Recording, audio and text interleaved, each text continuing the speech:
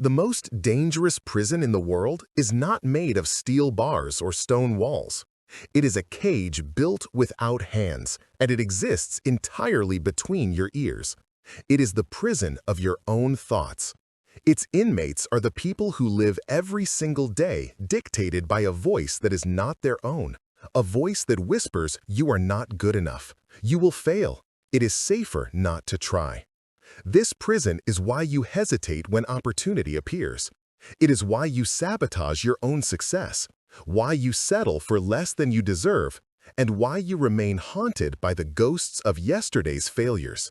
You are living as a victim of your own mind. You feel it, don't you? That subtle, grinding exhaustion?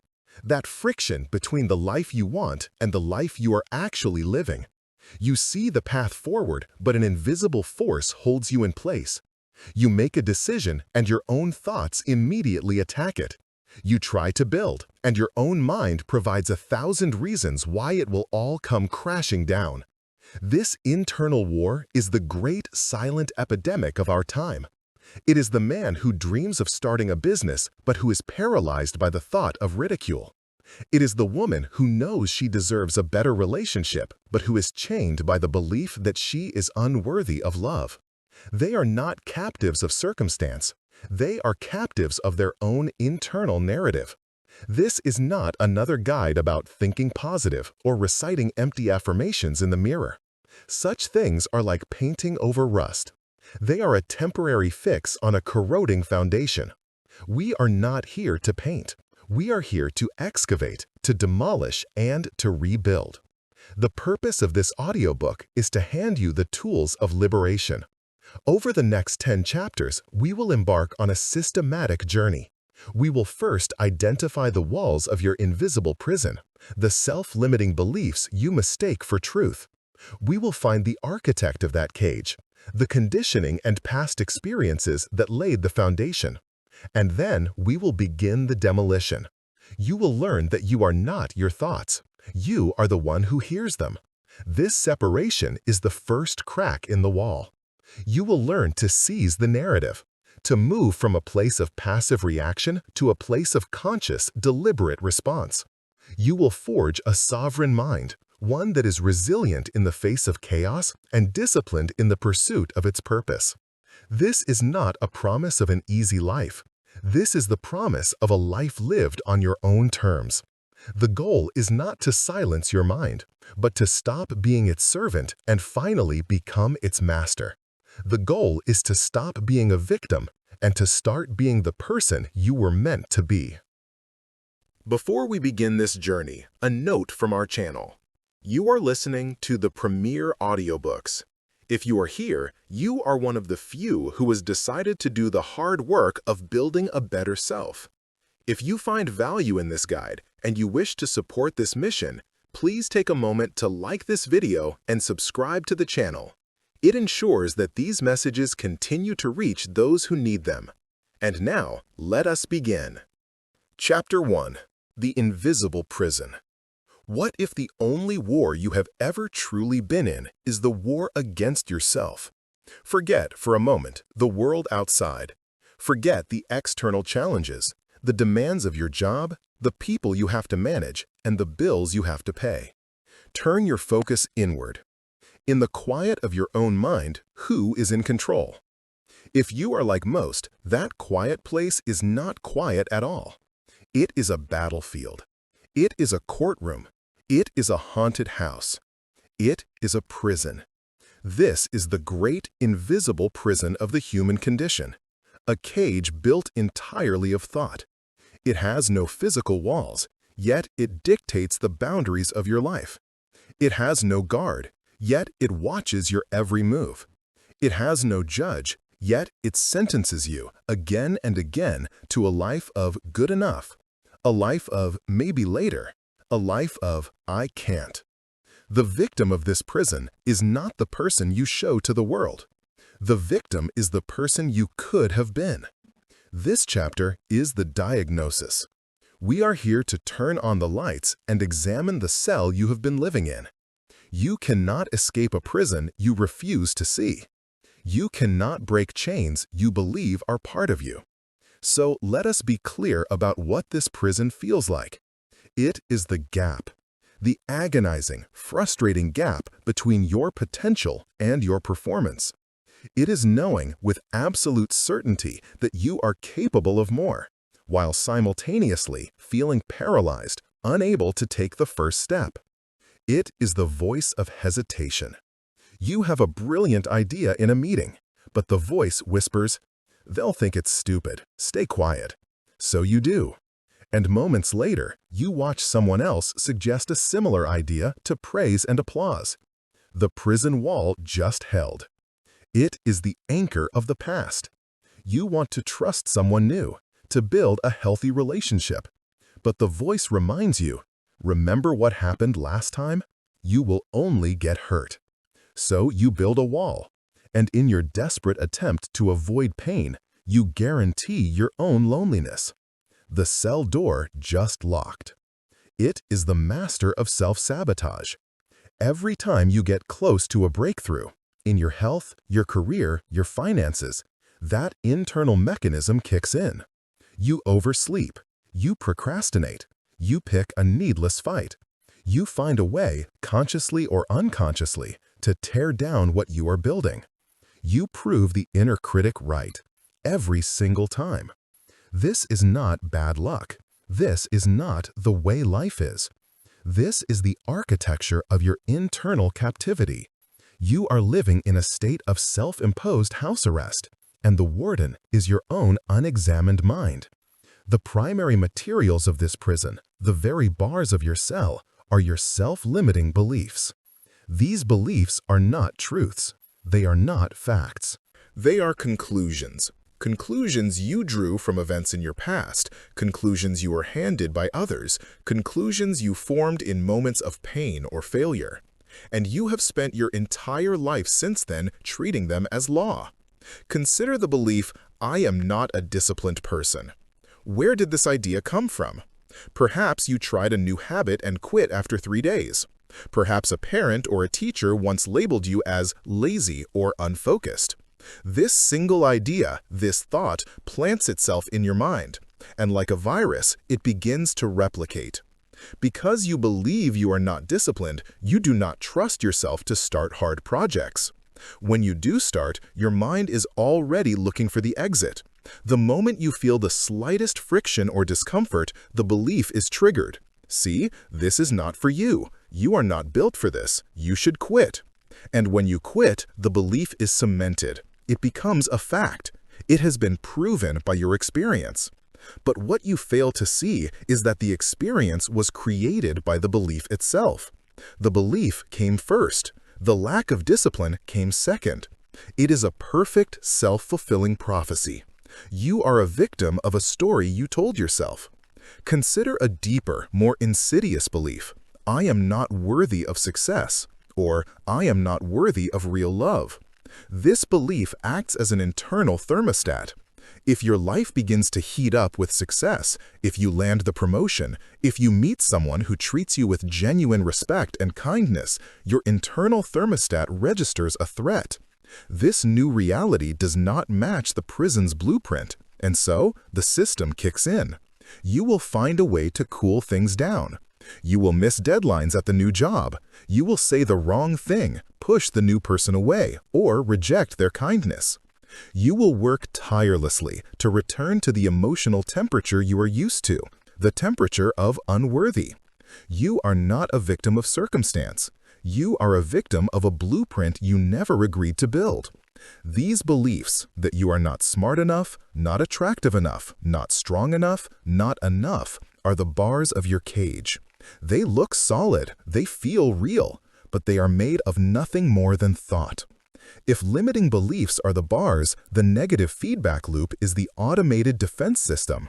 It is the electrical current running through the walls, ensuring you never ever try to climb out. This loop is a vicious psychological circuit. It has 4 parts. First, the thought. It begins with a single, negative, automatic thought, a trigger. Let's say you are invited to a social event. The thought fires, "I am awkward in social situations." Second, the emotion. This thought is not neutral. It is instantly charged with emotion. You feel a wave of anxiety, of dread, of inadequacy. Your stomach tightens, your heart rate quickens. The feeling is powerful and deeply uncomfortable. Third, the behavior. Your behavior is now driven not by the reality of the invitation, but by the emotion created by the thought. You will either decline the invitation, or you will go and stand in the corner radiating discomfort, checking your phone and avoiding eye contact. You will act like an awkward person. Fourth, the result. Because you acted awkward, you fail to connect with anyone. People mirror your energy and keep their distance. You leave the event feeling isolated, which proves your original thought. See, your mind says, with a cold sense of satisfaction, I told you, you are awkward. This loop is the very engine of the victim mentality. Why? Because it feels automatic. It feels true. It feels like something that is happening to you, not from you. You experience the anxiety, you see the poor result, and you conclude that the world is simply a difficult place for you. You have forgotten the first step. You have forgotten that the entire cascade began with one unexamined, untrue thought. You repeat this loop in your finances. I'm always broke. This thought creates a feeling of scarcity and fear. That fear leads to poor decisions, either panic saving, where you should invest, or scarcity spending, where you buy trivial things to make yourself feel better for a moment. The result? You remain broke. The loop is complete. You repeat it in your ambitions. It's too complicated to start. This thought creates a feeling of overwhelm. Overwhelm leads to the most common form of paralysis, procrastination, disguised as research. You spend weeks planning, reading, and watching videos, but you never do the thing. The result? The project remains an idea, which proves, see, it really was too complicated. Every time this loop runs, the prison walls get thicker. The belief is reinforced. Your identity as a victim, a person who is awkward, broke, or overwhelmed, becomes more solid. This prison is not just structural, it has an atmosphere. The air you breathe inside this cell is made of fear-based narratives. These are the fictions your mind writes about the future, all based on the pain of the past. They are the what-if scenarios that assault you the moment you contemplate change. What if I quit my job to start my business and I lose everything? What if I put myself out there and I am rejected? What if I try my hardest and I still fail? Notice the pattern. These are not rational risk assessments. They are emotional catastrophes. Your mind does not simply present a risk. It presents a verdict of ruin. It fast-forwards to the worst possible outcome and plays it for you in high definition, complete with the crushing emotions of that failure. This is the ghost in the machine. It is the accumulated fear of every past failure, every past hurt, every past embarrassment. This fear serves one purpose: to keep you safe.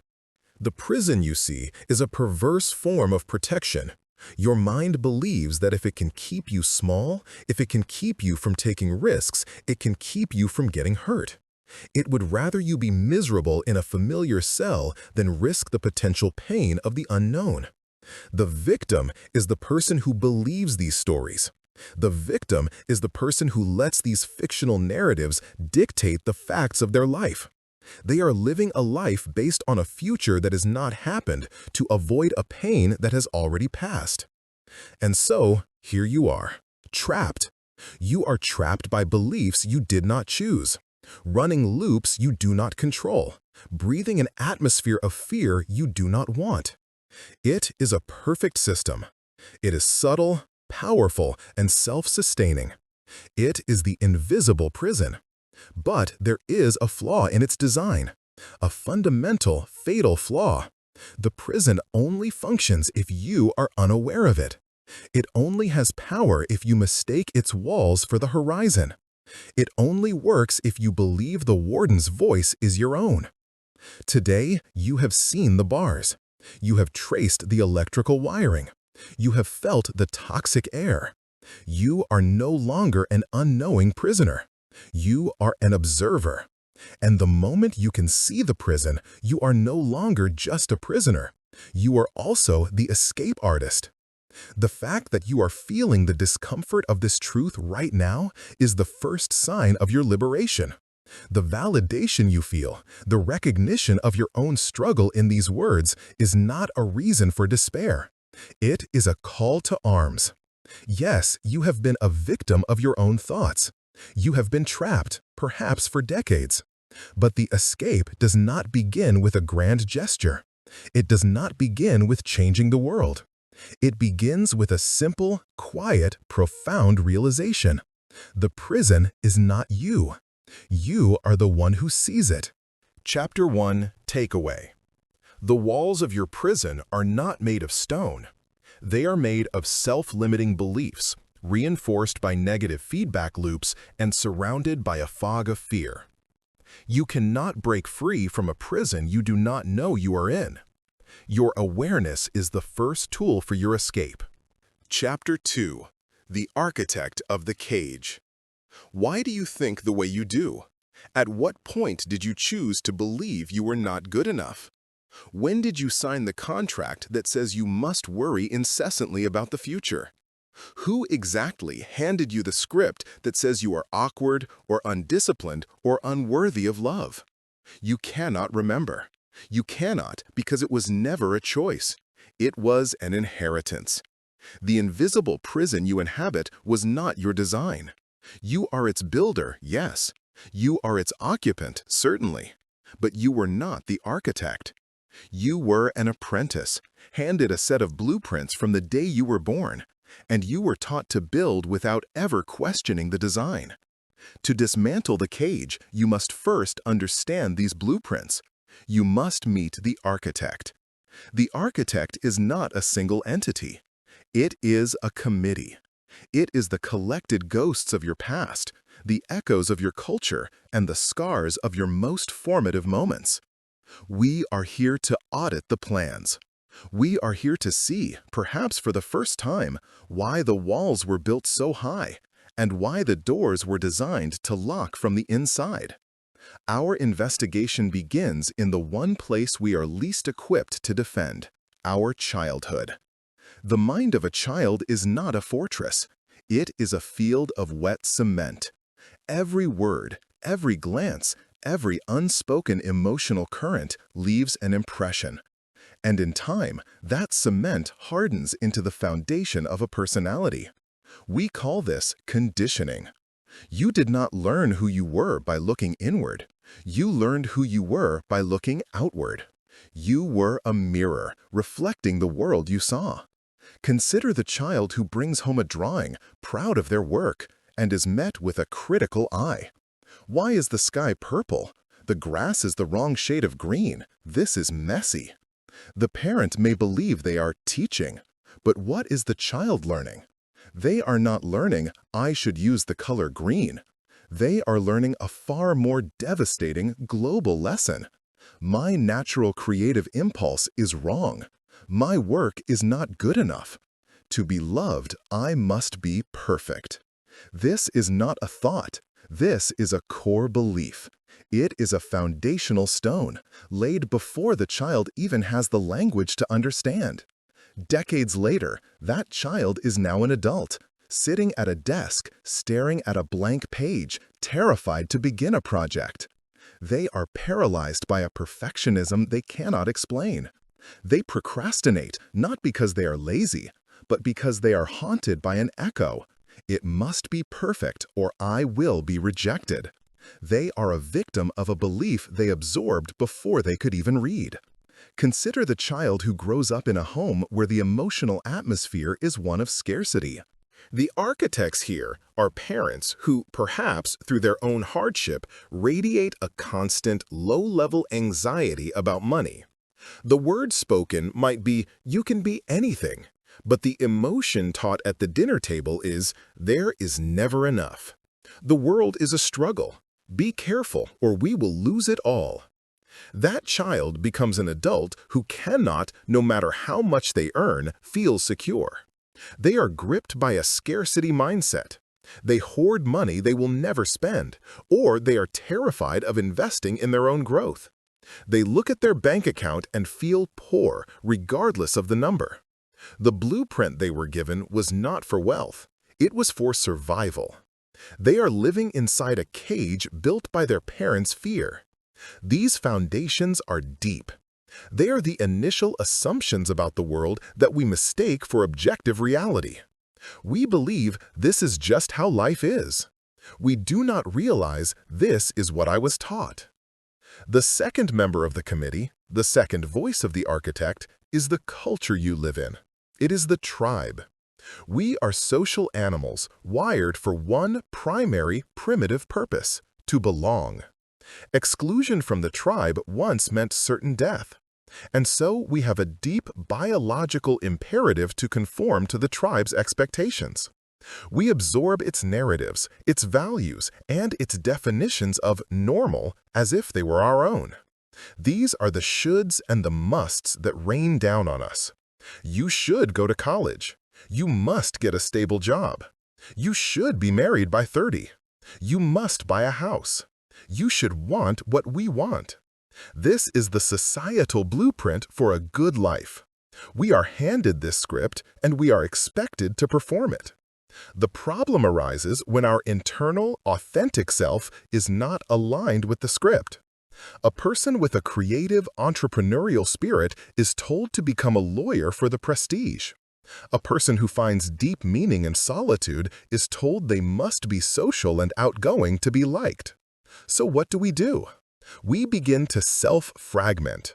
We build a public-facing self, a character who can perform the script and earn the tribe's approval. And we build a private, hidden self where our true desires are locked away. This is the origin of the imposter syndrome. It is the constant, grinding anxiety that comes from living a life that is not your own. You feel like a fraud because, on some level, you are. You are performing a role written by the architect of your culture.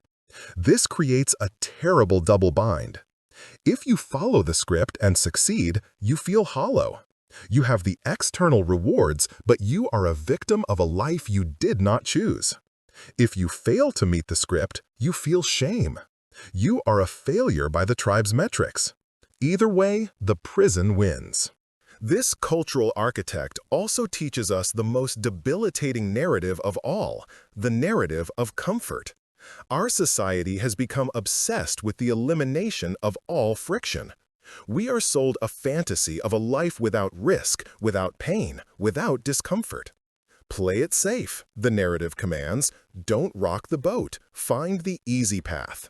This narrative is the architect of mediocrity. It directly attacks the very requirements of a meaningful life. A meaningful life requires risk. It demands that you face discomfort. It is built on the friction of growth. The moment you contemplate a bold move, starting the business, having the difficult conversation, moving to a new city, this cultural narrative is triggered. The voice in your head that whispers, "That's too risky. What if you fail? Just stay where you are. It's not so bad," is often not your voice. It is the echo of a tribe that prioritizes comfort over purpose. You are a victim of a collective agreement to play small, an agreement you never consciously signed. The third and perhaps most potent architect of your cage is not a slow conditioning or a cultural echo. It is the lightning strike. It is the single significant emotional event. These are the moments that cleave your life into a before and an after. The mind, in an attempt to protect you, takes a snapshot of this moment and draws a brutal, simplistic, and permanent feeling conclusion. This is the scar tissue that becomes a belief. Think of a profound personal failure, a business you started that went bankrupt, a presentation you gave that was met with silence or ridicule, a critical exam you failed. In that moment of intense emotional pain, your mind does not conduct a rational postmortem. It does not say, "This was a data point." It says, "This is a verdict." The conclusion it draws is not, "My strategy was flawed." It is, "I am a flaw." It is not, "I was unprepared." It is, "I am an imposter." This single event now becomes a powerful, charged piece of evidence that your mind will use against you for the rest of your life. Every time you try to rise again, this is the memory the warden flashes before your eyes. "Remember what happened last time?" it says. This is who you are. You are a victim of your own history, chained to the ghost of a single failure. Or consider the trauma of rejection, a first devastating heartbreak, a betrayal by a trusted friend, an experience of being publicly ostracized. The brain, desperate to prevent this pain from ever happening again, forges a new belief, a new defensive strategy.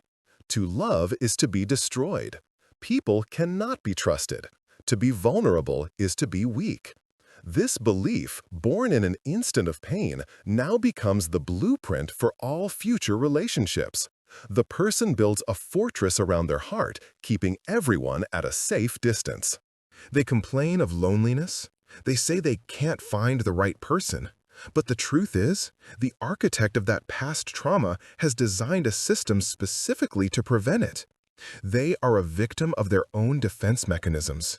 The cage, in this sense, is a fortress. It is a protective measure that has outlived its usefulness. It is the scar tissue that, in its attempt to protect the wound, has now begun to constrict the life around it. So we have the blueprints from our past, the scripts from our culture, and the scars from our pain. But this is the most important part of all, the final step in the construction. None of these things on their own have any power. A blueprint is just paper. An echo is just sound. A memory is just an electrical signal. They are the architects, yes. They drew the plans. But you are the one who built the cage. You built it through the act of internalization. You built it through agreement. At some point in your life, you were handed one of these toxic beliefs. You were told by an event or a person, you are not worthy. And in that moment, you had a choice. You could have questioned it, you could have rejected it. But you were a child, or you were in pain, or you were just tired. And so you said, okay. You agreed. You accepted the blueprint. You took the criticism, the failure, the rejection, and you internalized it. You stopped seeing it as an external event, and you started seeing it as an internal truth. You wove it into the fabric of your identity. This is just who I am. This is the most tragic and most empowering sentence of all. It is the sound of the hammer hitting the nail. It is the sound of a prisoner forging their own chains. It is tragic because it is the moment of surrender. It is the moment the victim accepts their sentence. But it is empowering because it reveals the truth. If you agreed to it, you can also disagree with it. If you built it, you can demolish it. If you accepted the blueprint, you can reject it and draw a new one. You are not to blame for the blueprints you were handed. You are not at fault for the conditioning you received, the culture you were born into, or the wounds you suffered. You did not know. You were an apprentice, doing the only job you knew how to do. But your innocence ends today. You are now aware. You see the plans. You see the hands of the architects that drew them. They are no longer invisible. You can no longer claim ignorance. You are not to blame for the construction of your cage. But you are, from this moment forward, 100% responsible for its demolition. You were the apprentice.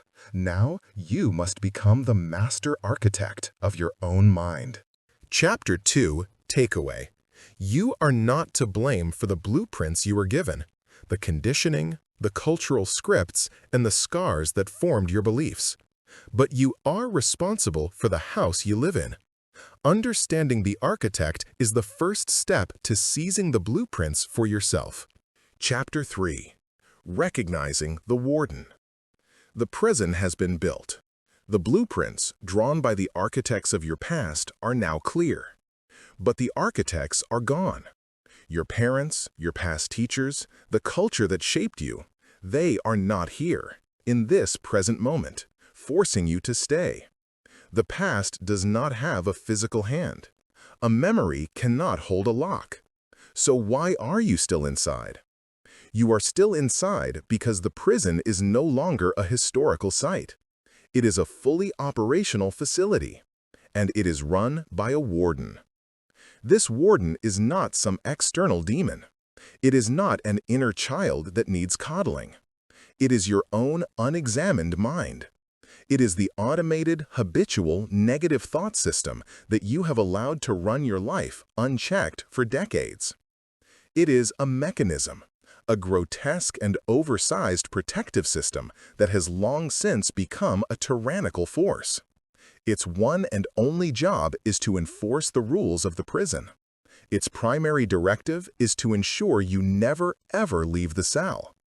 If the architect designed the cage, the warden is the one who patrols the halls, checks the locks, and ensures you believe with all your heart that the world outside the cage is 1,000 times more terrifying than the familiar misery within it. To be free, you must learn to recognize its voice. You must study its methods. You must see it clearly as the other that it is. Today, we drag this warden out of the shadows and into the light. The warden's most common weapon is its voice. It is the constant, grinding monologue of negative self-talk that you mistake for your own. This is the inner critic. This is the narrator of your failures. This is the voice that greets you in the mirror with a catalog of your flaws. It is the voice that replays your every social mistake on a loop. The one that whispers fraud when you are praised, and I told you so when you fail. Listen to its characteristics. It is not calm or objective. It is absolute. It speaks in the language of always and never. You always mess this up. You will never be disciplined. Everyone knows you don't belong here. It is authoritative. It speaks with the confidence of a god, presenting its most toxic opinions as indisputable facts. It never suggests, perhaps you could have prepared more. It declares, you are an idiot. It never wonders, maybe that wasn't the right approach. It proclaims, you are a complete failure. And why do we listen to this? Why do we, rational adults, grant this abusive internal voice so much power? We listen because we believe it is us. We think this is the voice of realism. We've been conditioned to believe that this harsh criticism is necessary, that it is the only thing that keeps us humble, that it protects us from the potential disappointment of aiming too high. We have mistaken our jailer for our bodyguard. This is the warden sound of the prison itself. It is the low-level hum of the electrical fence, a constant, ambient reminder that you are not safe, not good, not ready. It is the warden's footfalls in the hallway of your mind, a presence so constant that you have forgotten what true silence, what true mental peace even sounds like. But a voice is just a deterrent. The warden's real power lies in its tools. It has a specific, systematic toolkit designed for one purpose: to distort your perception of reality. It must, at all costs, make the prison seem like the only logical place to be. It must twist the facts of your present life until they fit the old, flawed blueprints from your past. These tools are cognitive distortions. They are the tactical weapons the warden uses to beat you back into submission every time you even glance at the exit. Let us examine this toolkit. 1. The Grand Executioner. Catastrophizing. This is the warden's favorite tool for dealing with hope. The moment you have a hopeful thought, the moment you consider a new venture, the warden pulls out this weapon. Catastrophizing is the art of taking one small potential negative and magnifying it into an inevitable, life-ending disaster. It is the projection of absolute ruin. You are about to send an important email. The thought arises, what if I made a typo? The warden immediately steps in. A typo? They will think you are stupid. They will think you are unprofessional. The deal will be dead. The boss will hear about it. You will be fired. You will lose your income. You will lose your home. You will be ruined.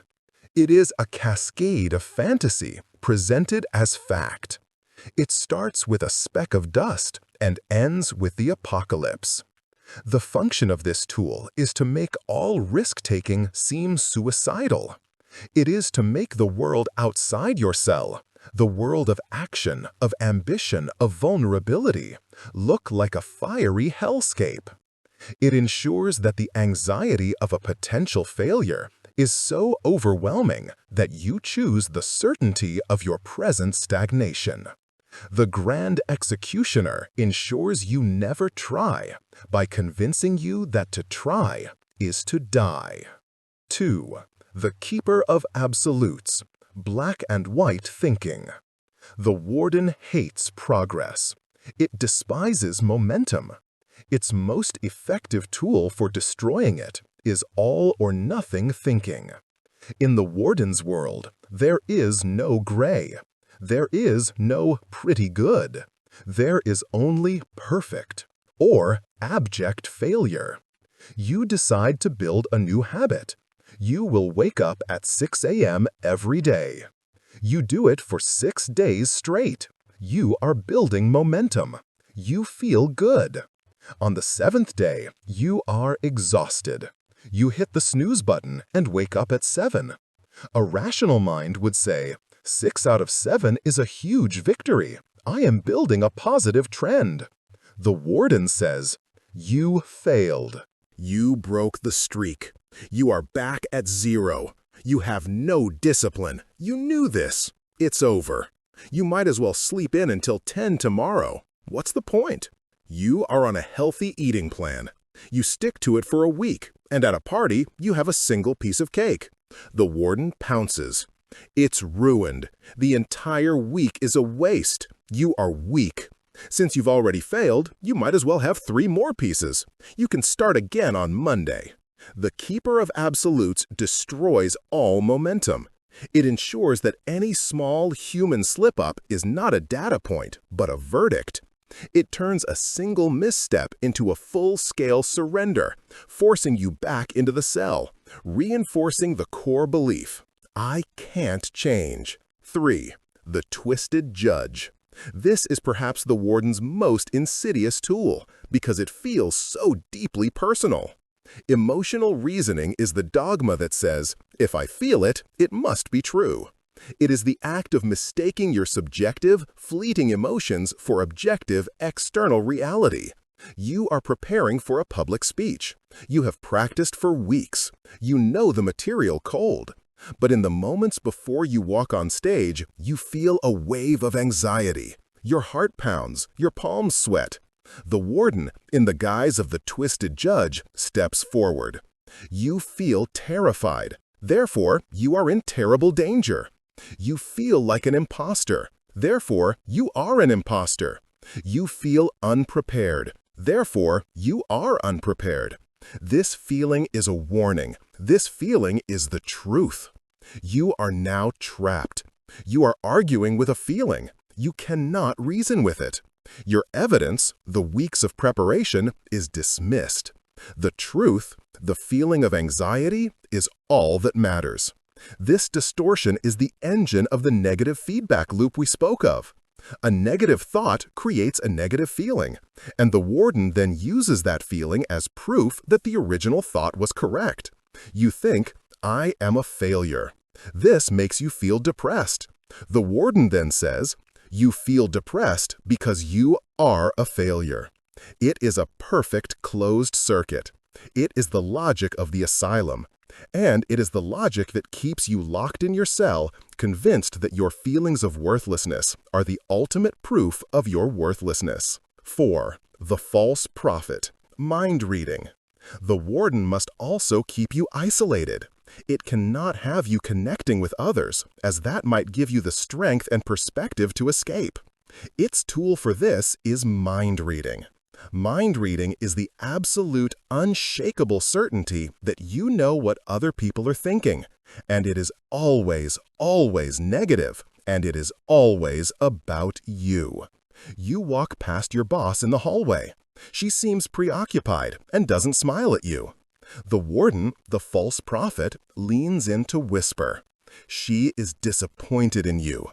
She's thinking about your performance on that last project. She knows you are not up to this job. She is already planning to replace you. In reality, your boss was thinking about her kid's dental appointment. It had nothing to do with you. But the damage is done.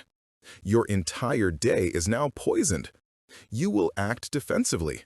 You will be anxious and strange in your next interaction with her, which, in turn, will make her feel strange, creating the very awkwardness you feared. This tool turns allies into enemies. It creates imaginary conflicts. It drains your energy in battles that do not exist. It makes you second-guess every single human interaction, from your partner's tone of voice to a friend's text message. It reinforces the prison's core narrative. You are alone. You are fundamentally flawed. People will always see it. 5. The brand of the prisoner. Labeling. This is the warden's final act of psychological violence. It is not a temporary distortion. It is the forging of a permanent identity. Labeling is the process of taking a single event, a single action, a single mistake, and turning it into a global, permanent statement about who you are. It is the difference between "I failed at that task" and "I am a failure."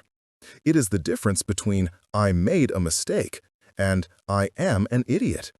It is the difference between "I fell short" and "I am worthless." When you drop a glass, you do not say, "I am a dropper." You say, "I dropped a glass." It is an action. But when it comes to your character, the warden is brutal. You procrastinate on one project, and the warden brands you, "You are lazy." You get angry in traffic, and the warden brands you, "You are an angry person." This label is the brand of the prisoner. It is the serial number tattooed on your arm. Once you accept the label, the fight is over. Why? Because you can change an action. You can improve a skill, but you cannot change an identity. You cannot change what you are. By accepting the label, you have just agreed to be the warden. You have just agreed that the prison cell is not a place you are in. It is a place that is you. There is no longer any separation. These are the tools. This is the strategy. The warden's ultimate goal is not your misery. Misery is just a side effect. The warden's ultimate goal is stasis. It is predictability. It is control. It is an ancient, oversized, pathologically powerful protective mechanism.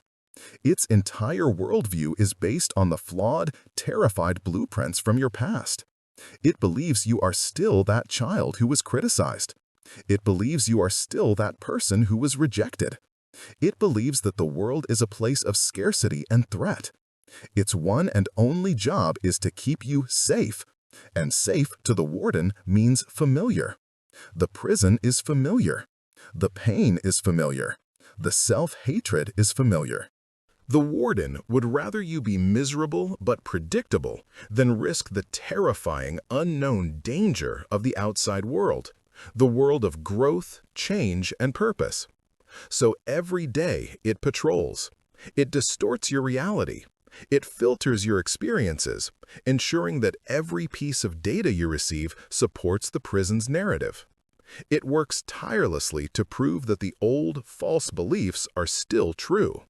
But today, its reign of terror has begun to end. You can now see it. You can hear its voice. not as your own, but as the bark of a jailer.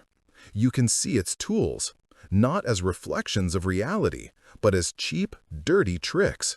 You cannot fight an enemy you mistake for yourself. You cannot disarm a warden you cannot see. Now you see it. Now you hear it. You have not defeated it, not yet, but you have done something far more important. You have exposed it. You have separated yourself from it. You have identified the mechanism, and a mechanism can always be broken. Chapter 3. Takeaway. The warden of your prison is your own unexamined mind, a mechanism that uses negative self-talk and cognitive distortions to keep you trapped in familiar patterns. It is not you, it is a pattern. Recognizing this pattern is the first step to disarming it. Chapter 4. The first crack in the wall. There is a question that, once truly asked, changes the very foundation of your reality. It is a question that holds the key to the entire prison. You have heard the warden's voice. You have felt the bars of your cell. You have seen the blueprints from the architect. But who is the you that is doing all of this? If you were trapped in a prison, who is the one aware of the prison? If you can hear the inner critic, who is the one listening to it? If you feel paralyzed by fear, who is the one observing the paralysis? Think about this. For you to say, I am trapped by my negative thoughts, there must be two distinct entities in that statement. There is the I, and there are my thoughts. They cannot be the same. This is the fatal flaw in the prison's design. This is the crowbar in your hand. This is the first hairline crack in the wall. The single greatest lie ever told is the lie of a unified self. It is the assumption that the voice in your head is you. You believe you are the thinker, you are the feeler, you are the voice of the warden. You are not. You are the consciousness in which all of those things happen. You are the awareness that witnesses them. You are not the voice in your head. You are the one listening to the voice in your head. This is the great separation. This is the pivot upon which your entire liberation will turn. Let this sink in, beyond just words. For your entire life, you have identified with the contents of your mind.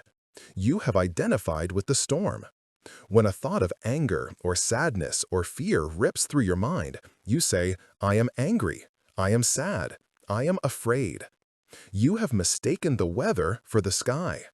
Your thoughts, your emotions, the voice of the warden, the echoes of the architect. These are the weather. They are temporary, chaotic, and transient.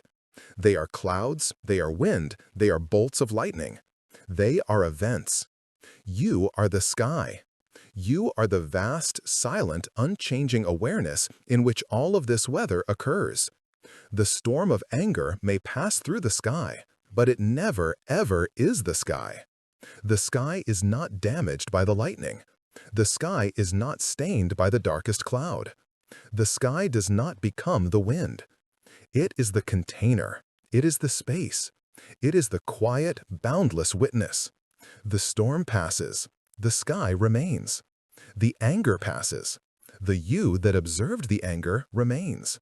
For your entire life, you have been running around on the ground, terrified of the weather, believing you are the storm. You have been a victim of every passing cloud. Today, you stop. Today, you rise.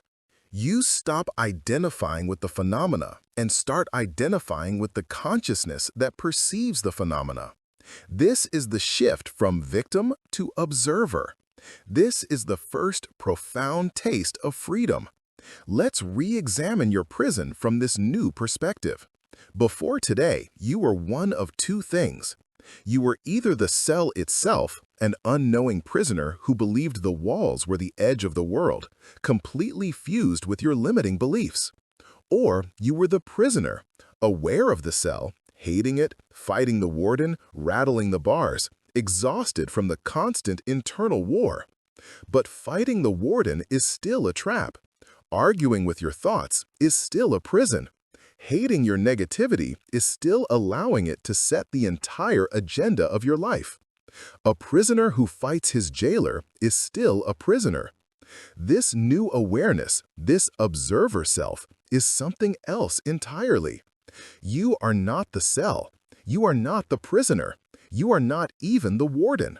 You are the consciousness in the central observation tower.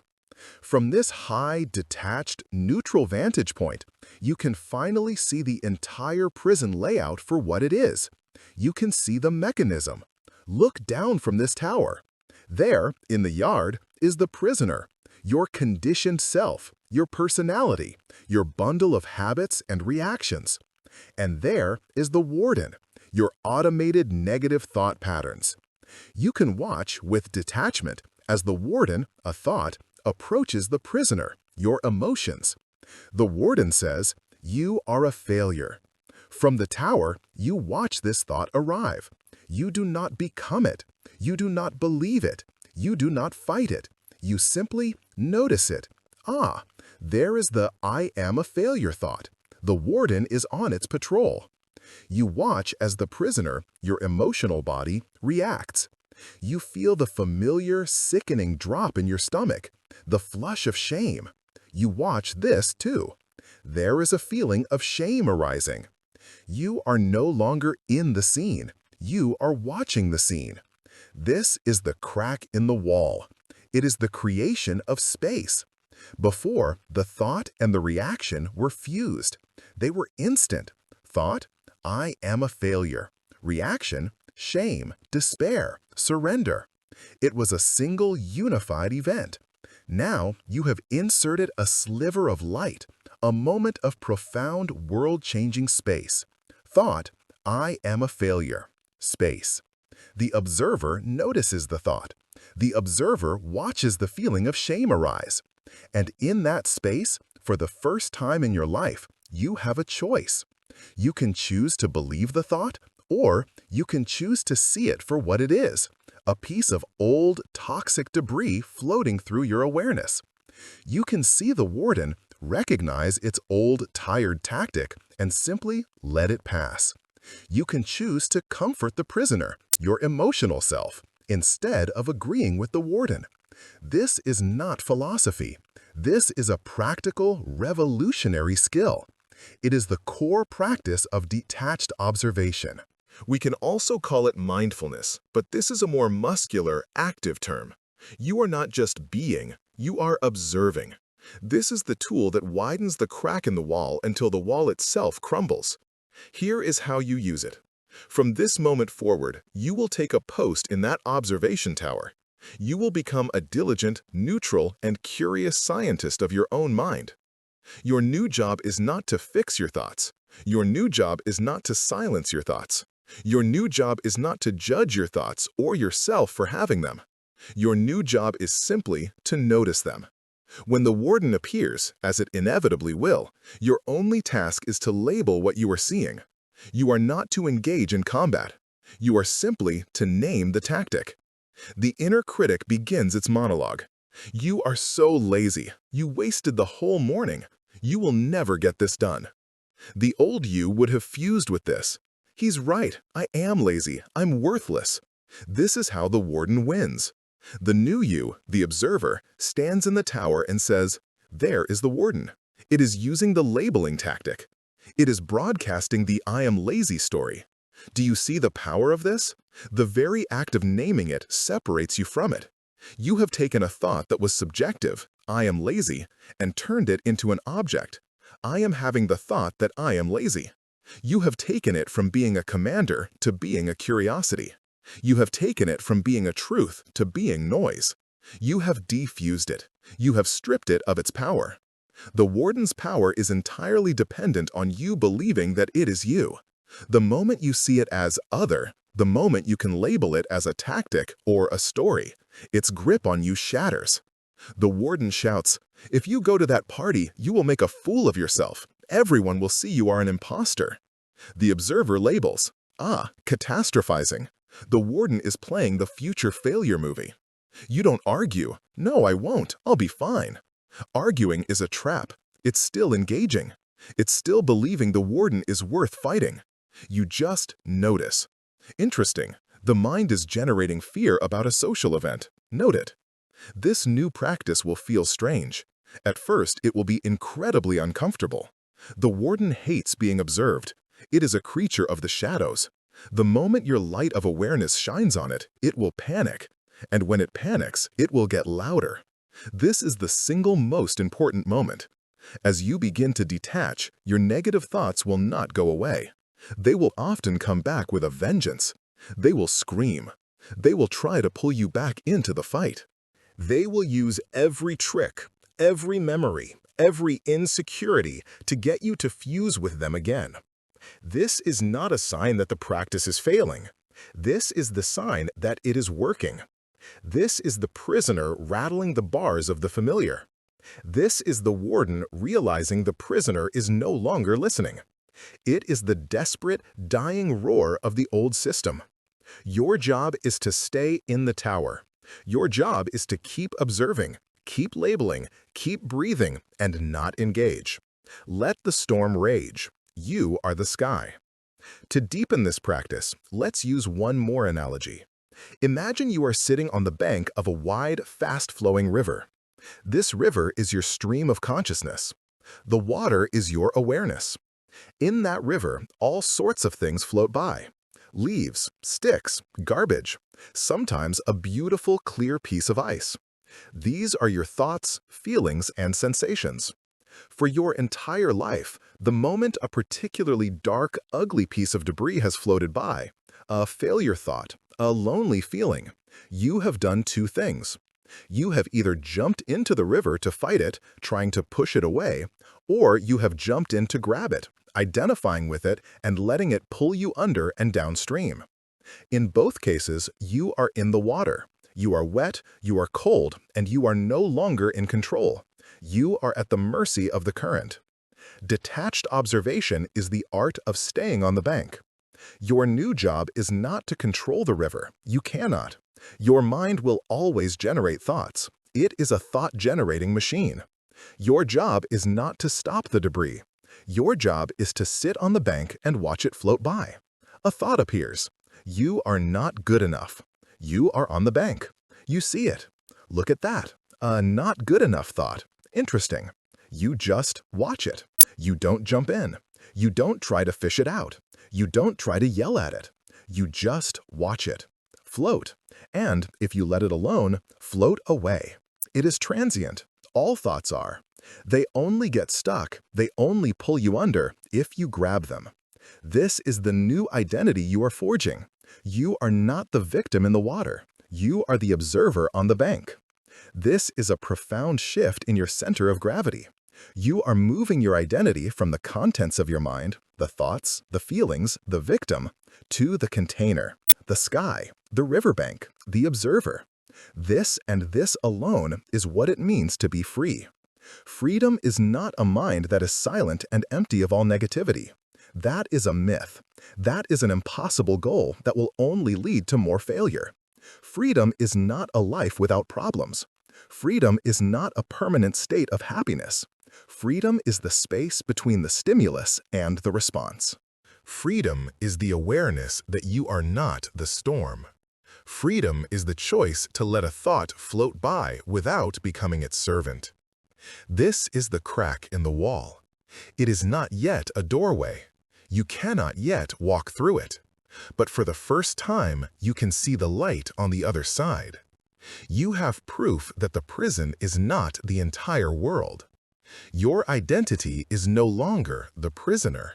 Your new identity is the observer. And the observer, by definition, is already free. Chapter 4. Takeaway. You are not your thoughts. You are the consciousness that observes them.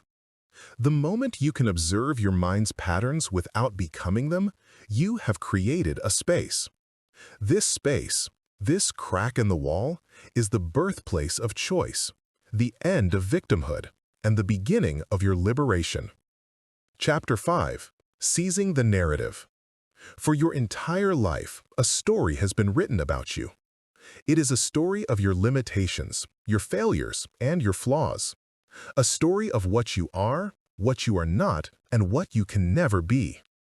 It has been written by the architects of your past and narrated day and night by the tireless, critical voice of the warden. You are the main character, but you are a character with no agency.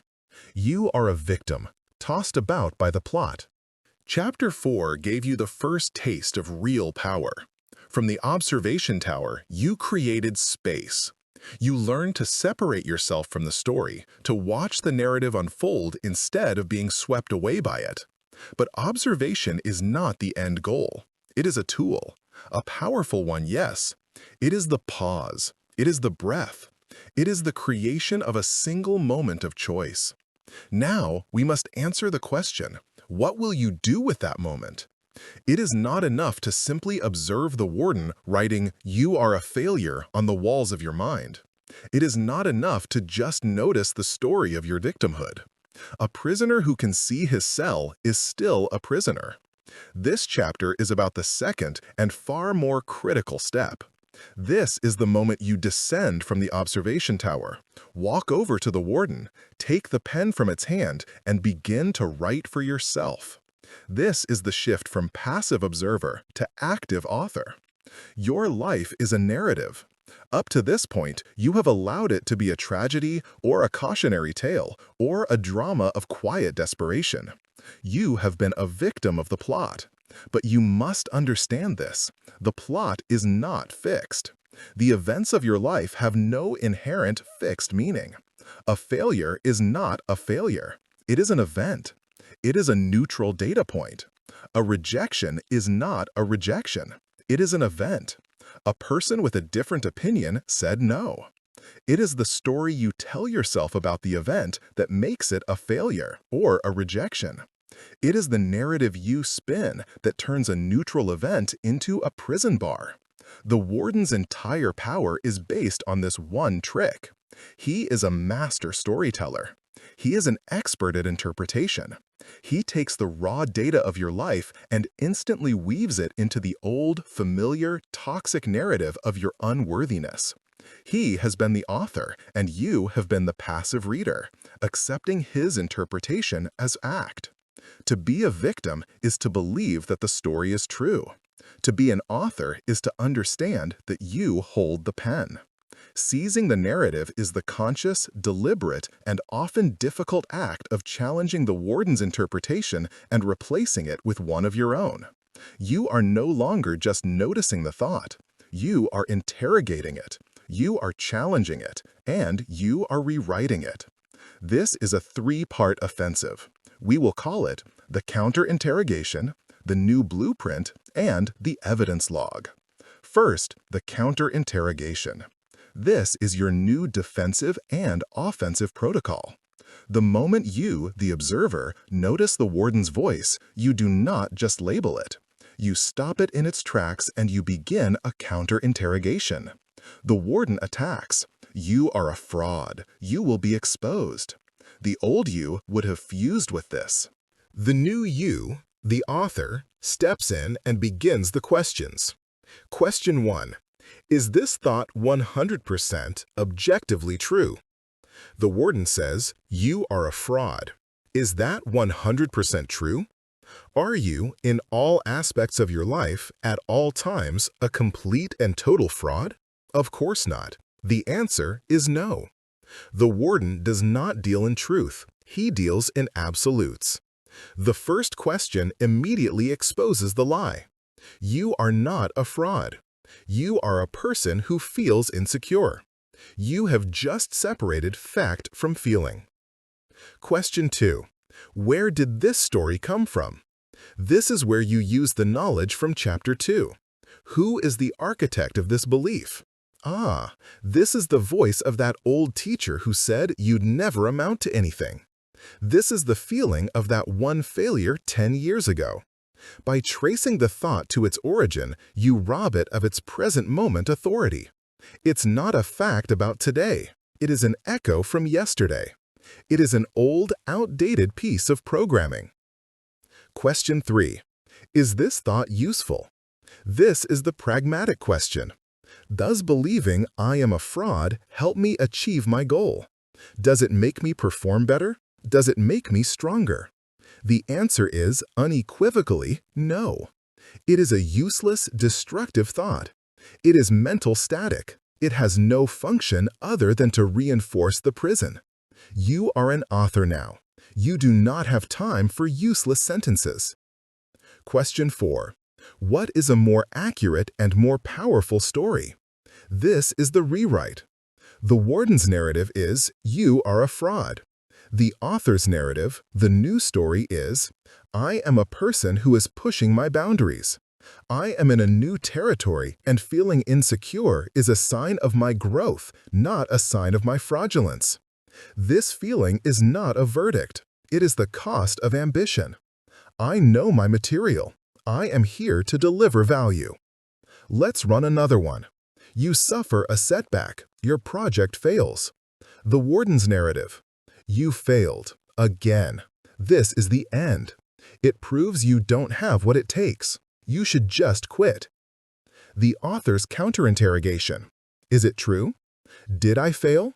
The project did not succeed. But is it the end? Am I a failure as a person? No. That is a label, not a fact. Where did it come from? This is the black and white thinking distortion. This is the echo of my past, which tells me one setback is a permanent verdict. Is it useful? No. This narrative leads to surrender. It is the voice of the victim.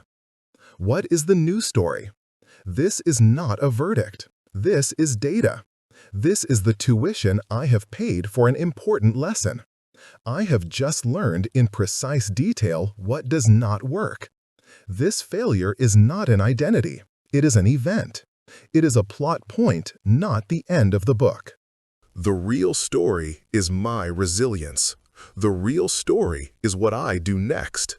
This counter-interrogation is your active moment-to-moment combat. You are ripping the pen from the warden's hand, striking out his sentence, and writing your own. The second part of your offensive is the new blueprint. A counter-interrogation is reactive. It is defense. But an author does not just edit a bad story. An author creates a new one. You must now stop defining yourself by what you are not. I am not a failure. I am not lazy. I am not a fraud.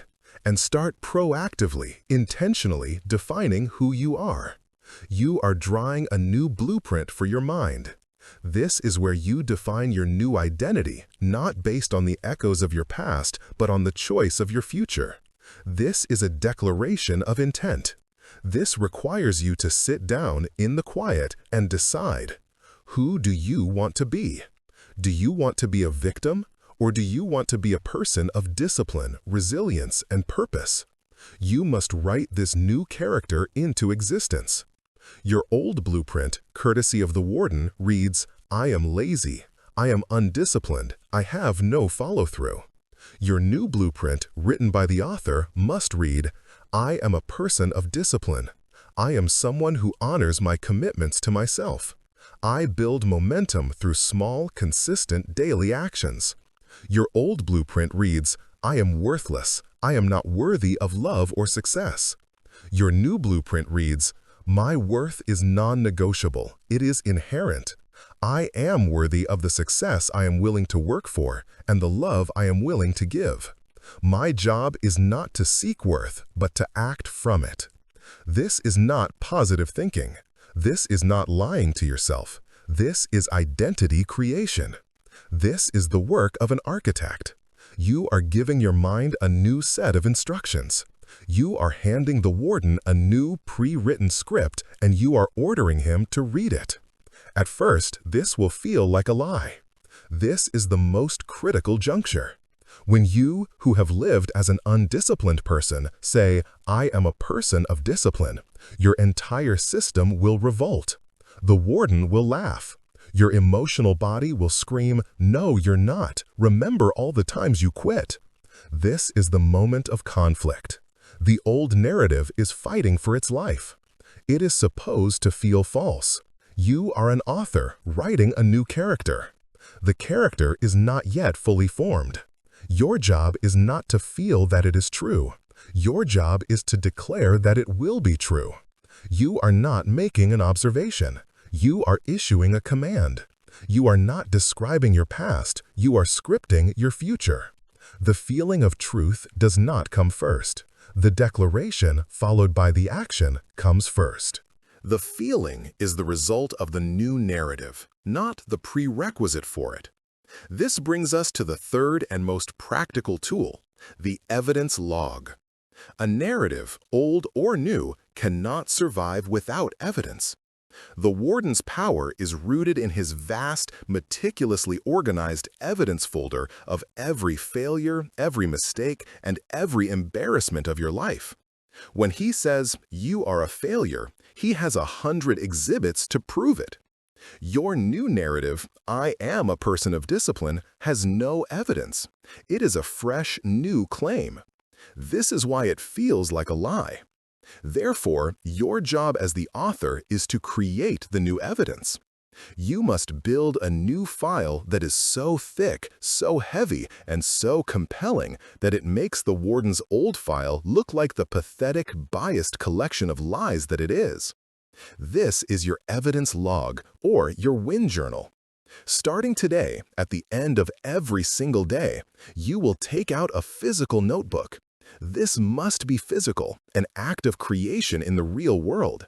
And you will write down one piece of evidence from your day that supports your new narrative. Just one. On a bad day, you may have to look hard. On a good day, you will list many. Let's say your new narrative is, "I am a person of discipline." Your evidence log might read, "Woke up to my alarm, even though I was tired. Chose to drink water instead of soda. Finished the first task of the day before checking my phone. I didn't feel like working out, but I did it for just 10 minutes. I honored the commitment." Let's say your new narrative is, "I am not a victim of my anxiety. I am the observer who can manage my emotions." Your evidence log might read, "Felt a wave of social anxiety. I noticed it, took a breath, and stayed in the conversation. It passed. The warden started catastrophizing about the project. I recognized the tactic and did not engage. I focused on the next small step instead. I felt the urge to procrastinate, but I wrote my new narrative instead." Do you see what you are doing? You are building a factual basis for your new identity. The warden's power comes from memory, which is emotional and vague. Your power comes from written history, which is objective and specific. When the warden screams, "You are undisciplined," you will soon have a counter. You will have a book, 30, then 60, then 100 pages deep, filled with proof that he is a liar. You will be able to look at the evidence and say, "No, the facts say otherwise. The data says I am a person who, day after day, does the hard thing. I am a person of discipline." This is how you rewrite your mind. This is how you change your beliefs. A belief is just a thought that you have proven to yourself over and over. Your old beliefs were proven by accident, by default, by the architect's design. Your new beliefs will be proven by you, on purpose, with intention. This is the work. It is not passive. It is not easy. It is the conscious, daily labor of an author who is deeply, passionately committed to the story. The space you created in Chapter 4 was the clearing. It was the empty plot of land. This chapter, this is the pouring of the new foundation. You are interrogating the old narrative, designing the new blueprint, and laying the steel rebar of new evidence day by day. The victim story is a story of reaction. It is a story of what happens to you. The author's story is a story of intention. It is a story of what you do. The warden is not gone. He is still there. He will always be there, trying to grab the pen, trying to revert to the old familiar script. But he is no longer the author. He is no longer the narrator. He is just a heckler in the audience. And you are the one on the stage. You are the one with the microphone. You are the one who is telling the story. So, tell a better one. Chapter 5, Takeaway. You are not just the observer of your mind, you are its author. To seize the narrative, you must actively 1. Interrogate the old false story. 2. Design a new, powerful blueprint for your identity. And 3. Build a daily log of evidence to make that new story an undeniable fact. You have a new blueprint. You are an author. You have stood in the observation tower, you have interrogated the warden, and you have written a new, powerful narrative for your life. You have the logic. You have the evidence log. You have the truth. And then it happens. A car cuts you off in traffic. A colleague makes a passive-aggressive comment in a meeting. A loved one, in a moment of frustration, says the one thing they know will hurt you. And in an instant, the author is gone. The sovereign is gone. The observer is gone. You are not a sky. You are a storm. In a flash of white-hot, blinding energy, you are hijacked. The old programming, the old wounded self leaps into the driver's seat, shoves you aside, and takes the wheel. You yell, you send the email, you say the thing you cannot take back. You are, once again, a pure, mindless reaction. And in the quiet, smoking aftermath, as the adrenaline fades, the warden steps in, not with a scream, but with a cold, satisfied whisper. See? All that work, all that author nonsense. In 1 second, you are right back here. You are, and always will be, a victim of your emotions. You have not changed at all. This is the war within. This is the true battlefield. It is not the quiet, cognitive work of writing in your journal. It is the bloody, split-second collision between your new conscious identity and your old automatic programming. It is the war between reaction and response. A reaction is animal. It is automatic. It is the past living itself out through you, using your body and your voice as a puppet.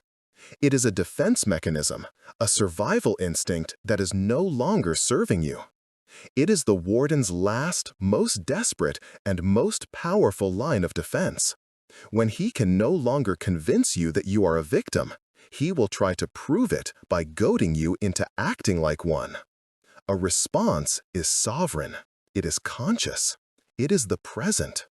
It is the author, pausing, assessing, and choosing the next line. A response is a declaration of your freedom.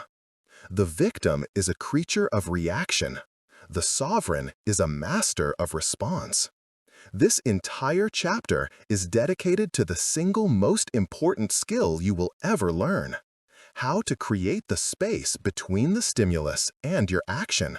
This is where the entire war is won or lost. It is not a war of willpower. It is a war of time. We are not trying to stop the emotional wave. That is impossible. The wave will come. We are learning to surf it. We are learning to build a pause button so that when the world hits play on your old, painful programming, you can stop the tape, take a breath, and choose a different scene. This is the anatomy of the emotional hijack. It is a 4-part chain reaction. 1. The stimulus, the car, the comment, the trigger. 2. The emotion, the instant wave of anger, fear, or shame. This is the amygdala, your brain's alarm, flooding your system before your rational mind even knows what has happened. 3. The physical sensation, the adrenaline surge, the heat in your face, the tightness in your chest, the pit in your stomach. Your body is now in survival mode. 4. The reaction, the yell, the slammed door, the defensive email, the total shutdown. The puppet, the victim, acts out the programming. This entire loop can take less than 1 second. It is a beautiful, efficient, and terrible system. To move from reaction to response, we must do one thing. We must break the chain. We cannot stop the stimulus, and we cannot, at first, stop the immediate emotional wave or the physical sensation. They will happen. But we can insert a tool between step 3, sensation, and step 4, reaction. This tool is the anchor. This is not a metaphor. This is a practical, physical, and immediate action. In the previous chapters, we used the observer to create a mental space. Now, the storm is too loud for that.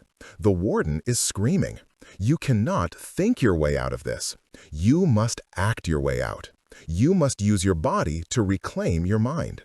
The anchor is a conscious, physical interruption that breaks the automatic loop and buys your rational mind, the author, the precious few seconds it needs to get back in the driver's seat. Your anchor must be practiced. It must become your new automatic default. Here are your tools. You must choose one and practice it before you need it. Anchor 1, the mechanical breath. This is the one we used in our visualization. It is the most powerful. The moment you feel the hit, the heat, the hijack, your only job is to breathe. But not a normal breath, a mechanical one, a signal that cuts through the panic. Inhale slowly through your nose for 4 counts. Hold for 4 counts. Exhale slowly through your mouth for 6 counts. In that 14-second window, you have done the impossible. You have broken the chain. You have sent a biochemical signal to your brain that the tiger is not here, that you are not dying. You have created the space. The physical grounding. Sometimes you cannot even breathe. The hijack is too fast. In that moment, your anchor is your senses. You are to force your mind out of the story, the anger, the injustice, and into the now, the physical reality. Name 5 things you can see, right now. My desk, my hand, the light, the crack in the ceiling, the pen. Name 3 things you can hear. The fan, the traffic, my own breathing. Name 1 thing you can feel. My feet, flat on the floor, the fabric of my shirt. This is not a positive thinking exercise. This is a neurological reset. It is a forced reboot of your conscious mind, pulling your awareness from the phantom world of the warden's narrative into the solid, real, present moment. Anchor 3, the physical act. This is the simplest. The moment you feel the hijack, you move, you stand up, you sit down, you turn 180 degrees. You take a sip of water, focusing only on the sensation of the cold liquid. You clench and unclench your fists 3 times. This physical shift is just enough to jolt the system, to break the unconscious flow from feeling to yelling. This anchor is your pause button. So now, what happens in that pause? The chain reaction is broken. The wave of emotion, the anger, is still there. It is washing over you. The physical sensations, the hot face, the fast heart, are still there. The old you, the victim, was fused with this. The victim was the anger. The new you, the author, is anchored. You are on the shore, watching this massive, terrifying wave, but you are not the wave. You are the observer again. The anchor gave you just enough time to get back to the tower. Now, in this pause, this sacred space you have created, you deploy your new narrative from Chapter 5. The trigger happens. The emotional wave of anger hits. The anchor. You breathe. You count. You pause. The warden screams. He disrespected you. You are a fool if you let him talk to you like that. Attack. Defend. You, the author, are now online. The hijack is over. You hear the warden. You see the tactic. The you must fight to have value story. The respect equals survival program.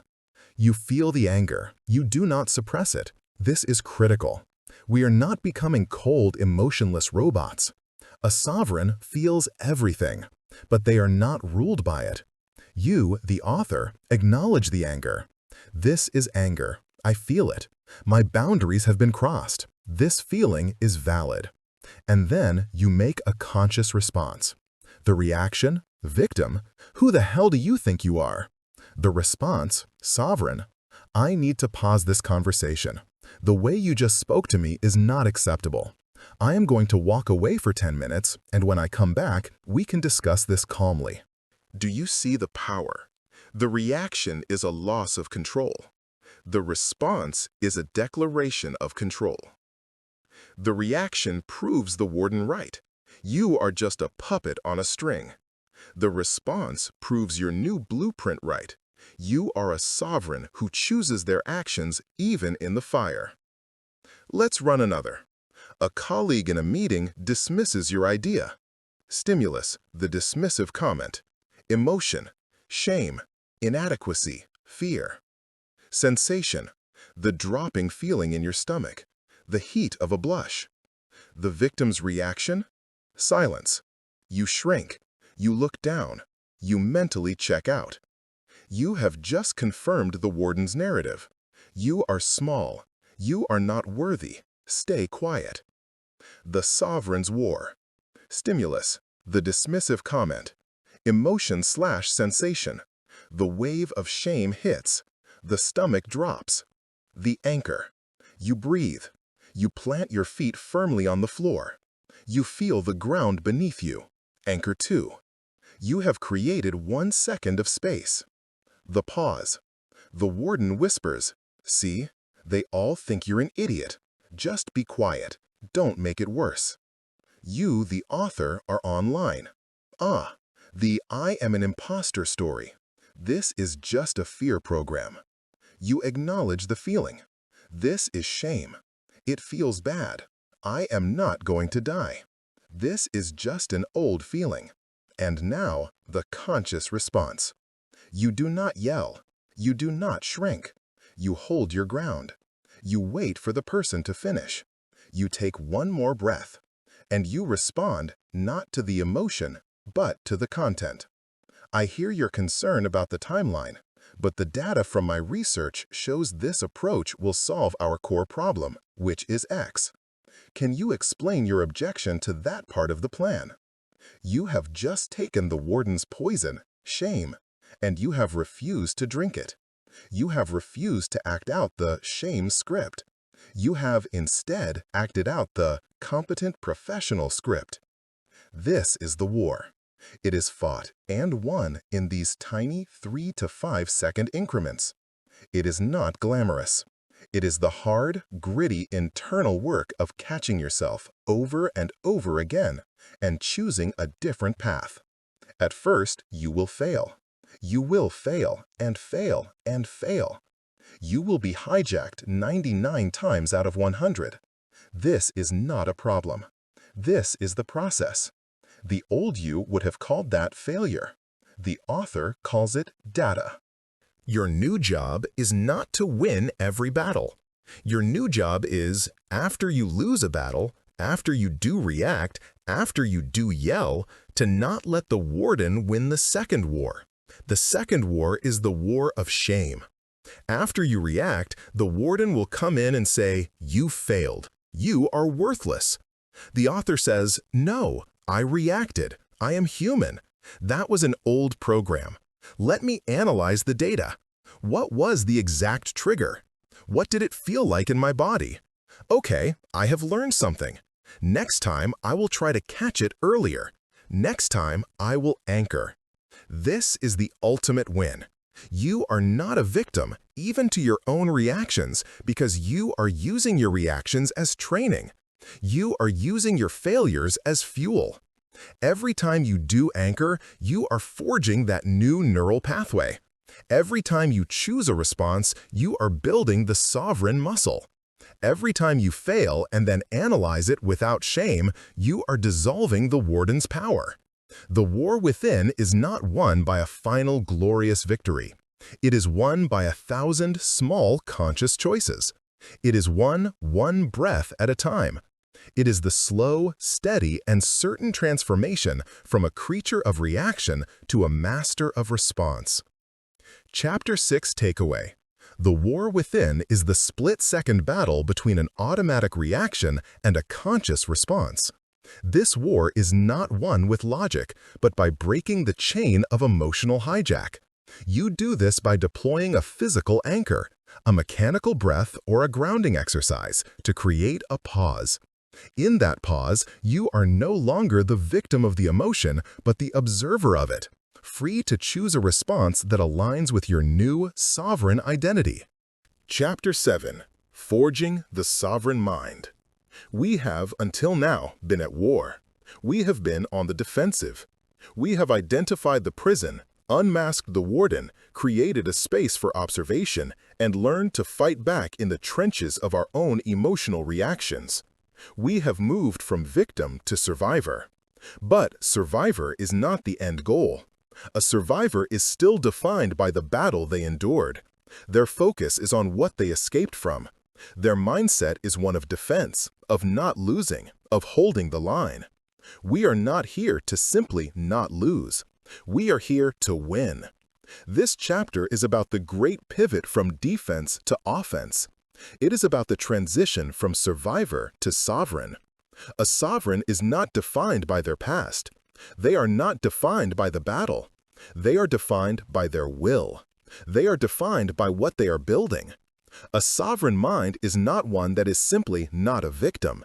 It is a mind that is an active, powerful, and disciplined agent of creation.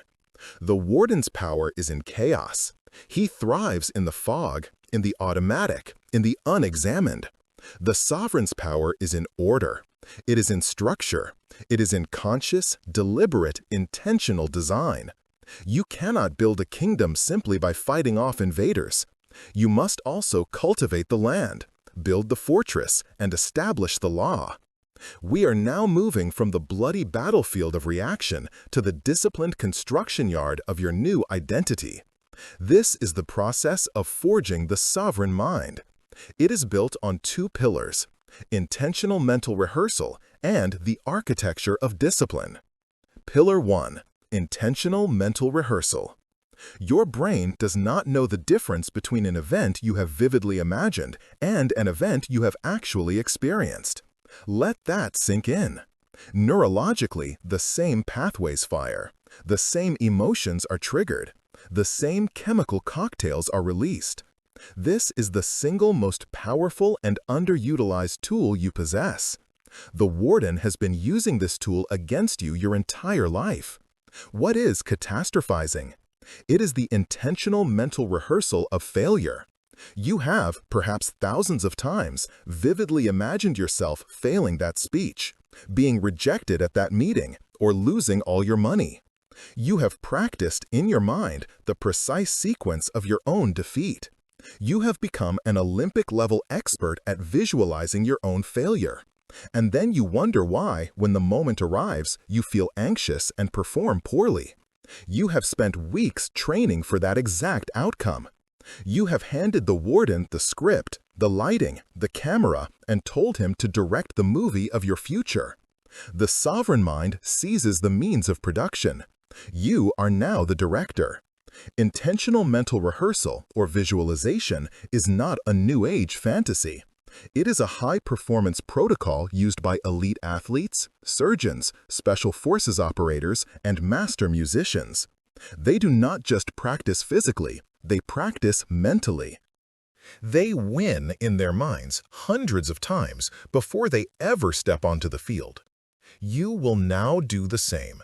You will stop being the director of your failures and become the architect of your victories. Here is the protocol. Every morning for 10 minutes or before any significant event, you will close your eyes and you will build the win. You are not hoping it goes well. You are directing it to go well in high-definition sensory detail. Let us use the example of an upcoming difficult conversation. The warden's movie, your old habit, would be, they will get angry. I will get defensive. I will stumble on my words. It will be a disaster. It will ruin the relationship. You have practiced this scene. The sovereign's film, your new protocol, is this. You sit quietly. You see the setting, the room, the chair, the table. You see the other person. You see them as calm, or at least as receptive. Then you see yourself. You do not see yourself from your own eyes. You see yourself as if you are watching a movie. You see your posture. You are sitting upright, not aggressively, but with confidence. Your shoulders are back. Your breathing is slow and steady. You look calm. You hear your voice. It is not high and anxious, not low and aggressive. It is clear, measured, and firm. You run the script. You rehearse your opening line. You hear yourself say it perfectly. I need to talk to you about something important. This is hard for me, but I value our relationship, so I need to be honest. You then visualize the conflict. This is critical. Do not visualize a perfect, frictionless fantasy. Visualize the hard part. Imagine the other person does get defensive. And now you direct your response.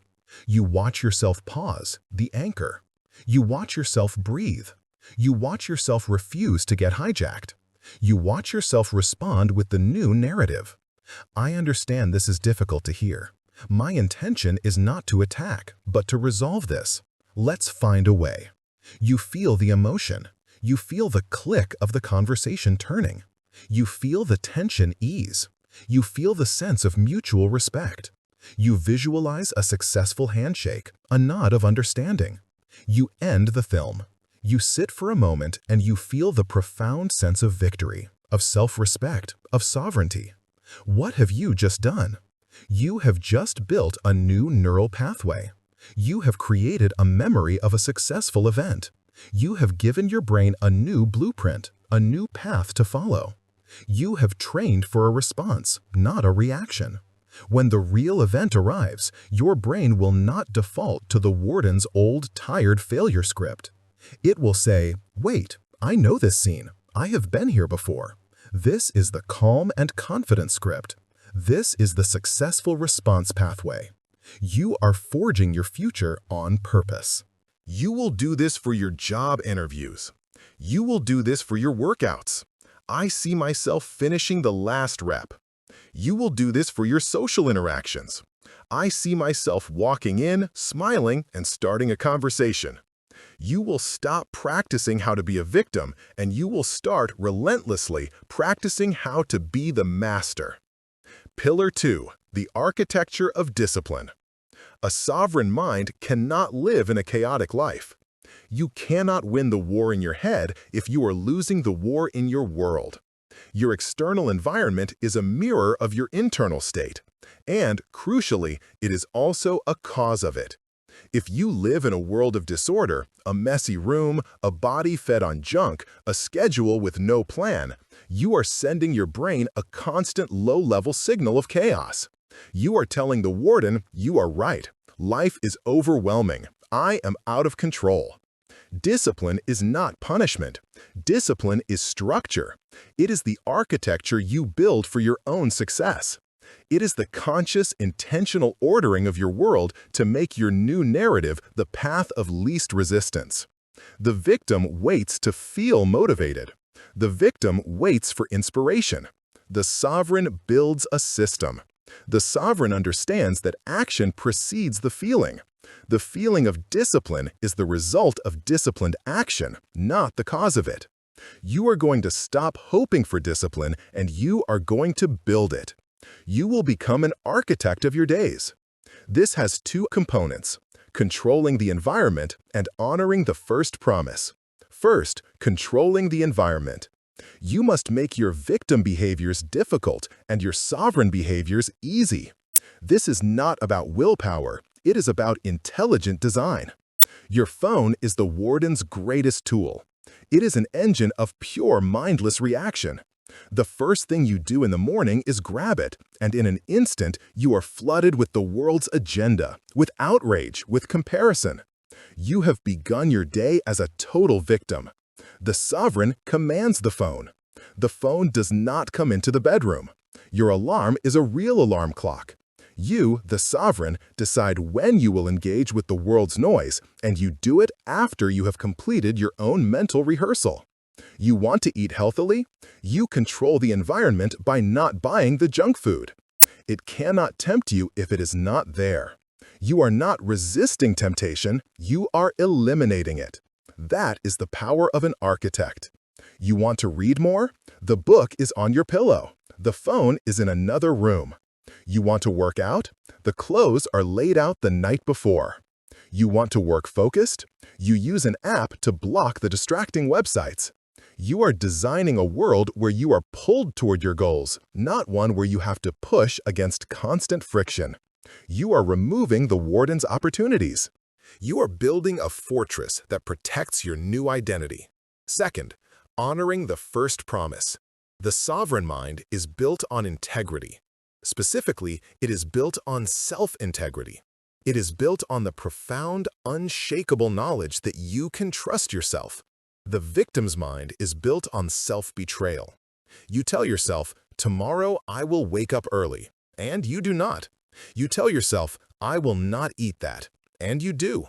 You tell yourself, I will speak up, and you are silent.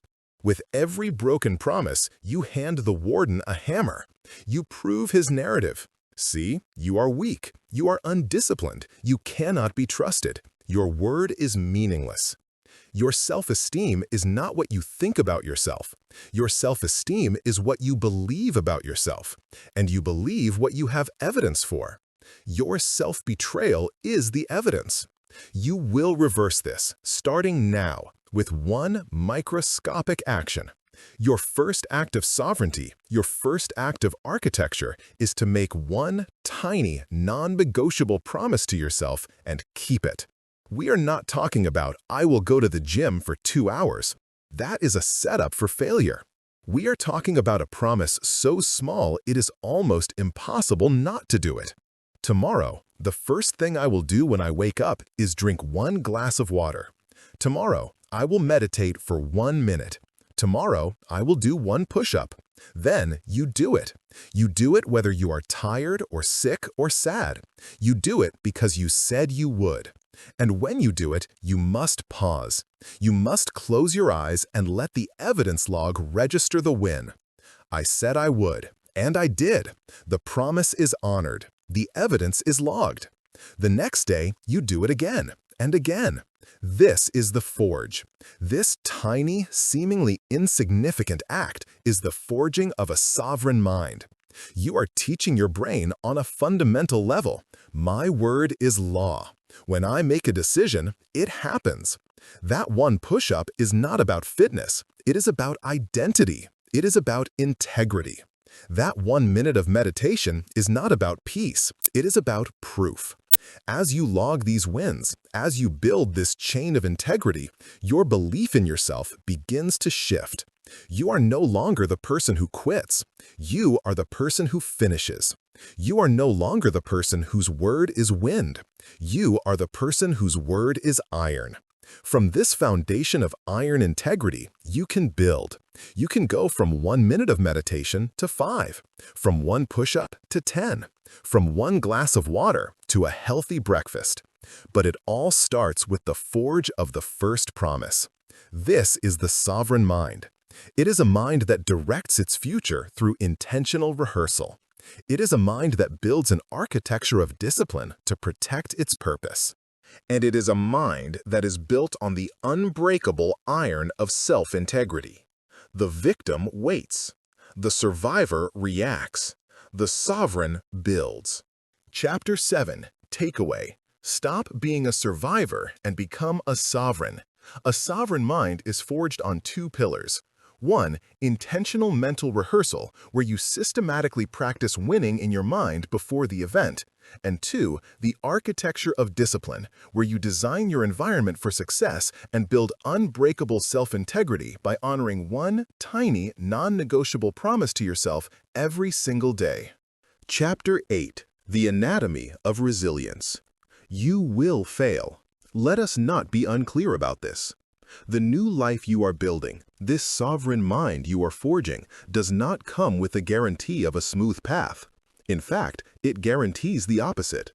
The moment you step out of the familiar prison, the moment you begin to climb, you invite a new level of friction. You will have a setback.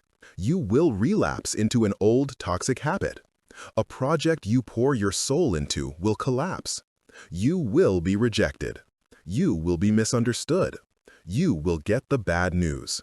You will find yourself at some point knocked off your feet, staring at the ceiling, with the warden's laughter echoing in your ears. That moment, that is the only moment that matters. The warden lives for this moment. He has been patiently waiting. He has watched you build your new identity, log your wins, and practice your rehearsals. And now, in the moment of your failure, he steps forward, opens his old evidence log, and says, "See, I told you, it was all a game. You are not a sovereign. You are not an author. You are a fraud. This right here, this failure is the real you. Welcome back to the cell." This is the war. Not the daily skirmishes, but the decisive battle for your new identity. The victim believes him. The victim fuses with the failure. The failure becomes a verdict. The setback becomes a surrender. The victim concludes, he is right. It was all a lie. I am a failure. The sovereign understands. The sovereign understands that this is the test. This is the forge. This is the precise moment where resilience is built. We have been conditioned by a false cultural narrative that success is a clean, unbroken upward line. We see the curated victories of others and mistake them for the whole story. This lie is the warden's greatest ally. Because when our path proves to be messy, chaotic, and filled with setbacks, we do not conclude this is the normal path. We conclude there is something wrong with me. That is the lie of the victim. Here is the truth of the sovereign. Setbacks are not an interruption of the process. Setbacks are the process. Resilience is not the mystical ability to avoid the hit. It is not the superhuman strength to feel no pain. It is not a character trait you are born with. Resilience is a skill. It is a three-part, practical, trainable system for what to do after you get hit. It is not about the fall. It is about the anatomy of the rise. It is not toughness. It is intelligent recovery. This skill, this anatomy of resilience, has three distinct conscious steps. We will call them the anchor, the reframe, and the response. Step 1. The anchor. The moment of impact. The email with the bad news arrives. The person says no. You look at the results, and they are the opposite of what you wanted. In this instant, your entire biology is programmed to do one thing: react. Your amygdala, your brain's ancient alarm system, hijacks your body. A wave of adrenaline and cortisol floods your system. Your heart hammers. Your vision narrows. This is the fight, flight, or freeze response. This is the physiological state of victimhood. In this state, you cannot think. You cannot be the author. You are pure, raw animal reaction. The victim is swept away by this. They yell, they send the angry email, they slam the door, or they collapse, surrendering to the shame. The warden takes the wheel and crashes the car. The sovereign anchors. The anchor is the conscious, deliberate act of inserting a pause between the stimulus and the reaction. It is the space we created in Chapter 4, but now it is deployed in a hurricane. The anchor can be a physical act. It is the decision to not speak. It is the clamping of your own mouth, the putting of your hands in your pockets. The most powerful anchor is your breath. The moment you get the hit, before you do anything, before you say anything, before you think anything, you take one deep mechanical breath. Inhale through your nose slowly for a count of 4. Hold it for a count of 4. Exhale through your mouth slowly for a count of 6. This is not a meditation. This is a biological circuit breaker.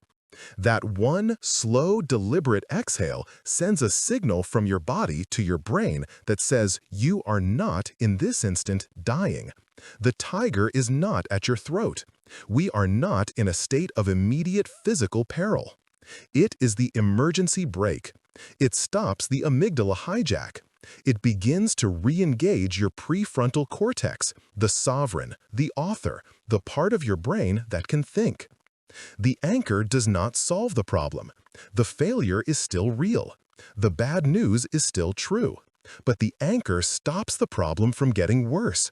It stops you from pouring gasoline on the fire.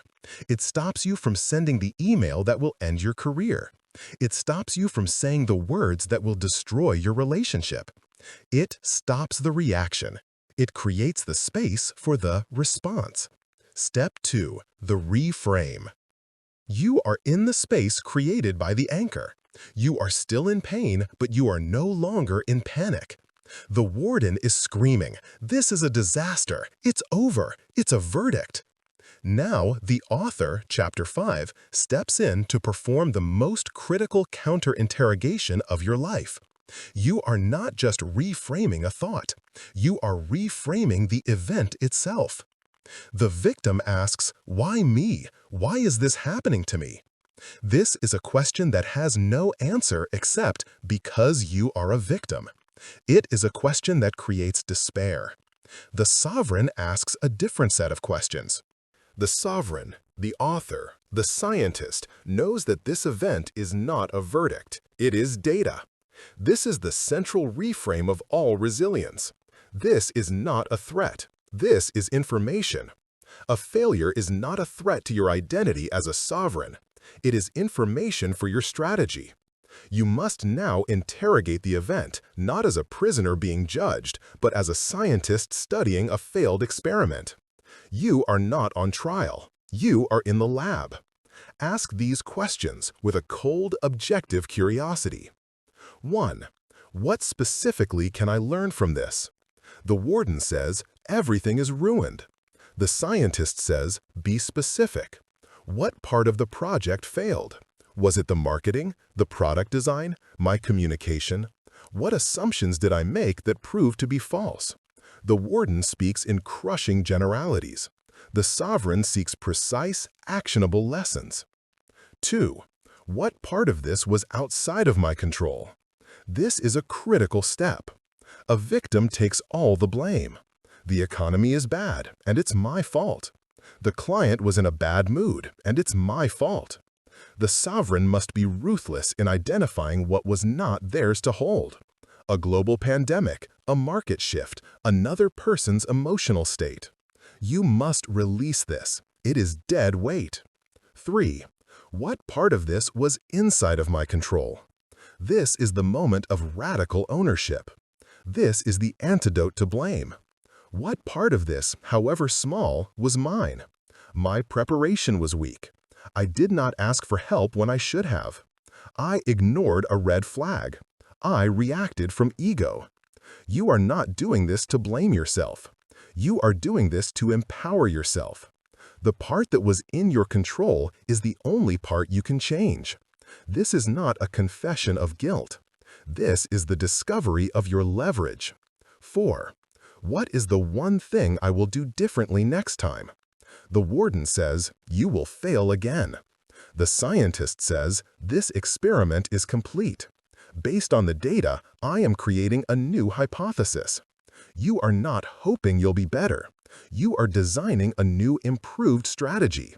This reframe, from verdict to data, from threat to information, is the engine of resilience.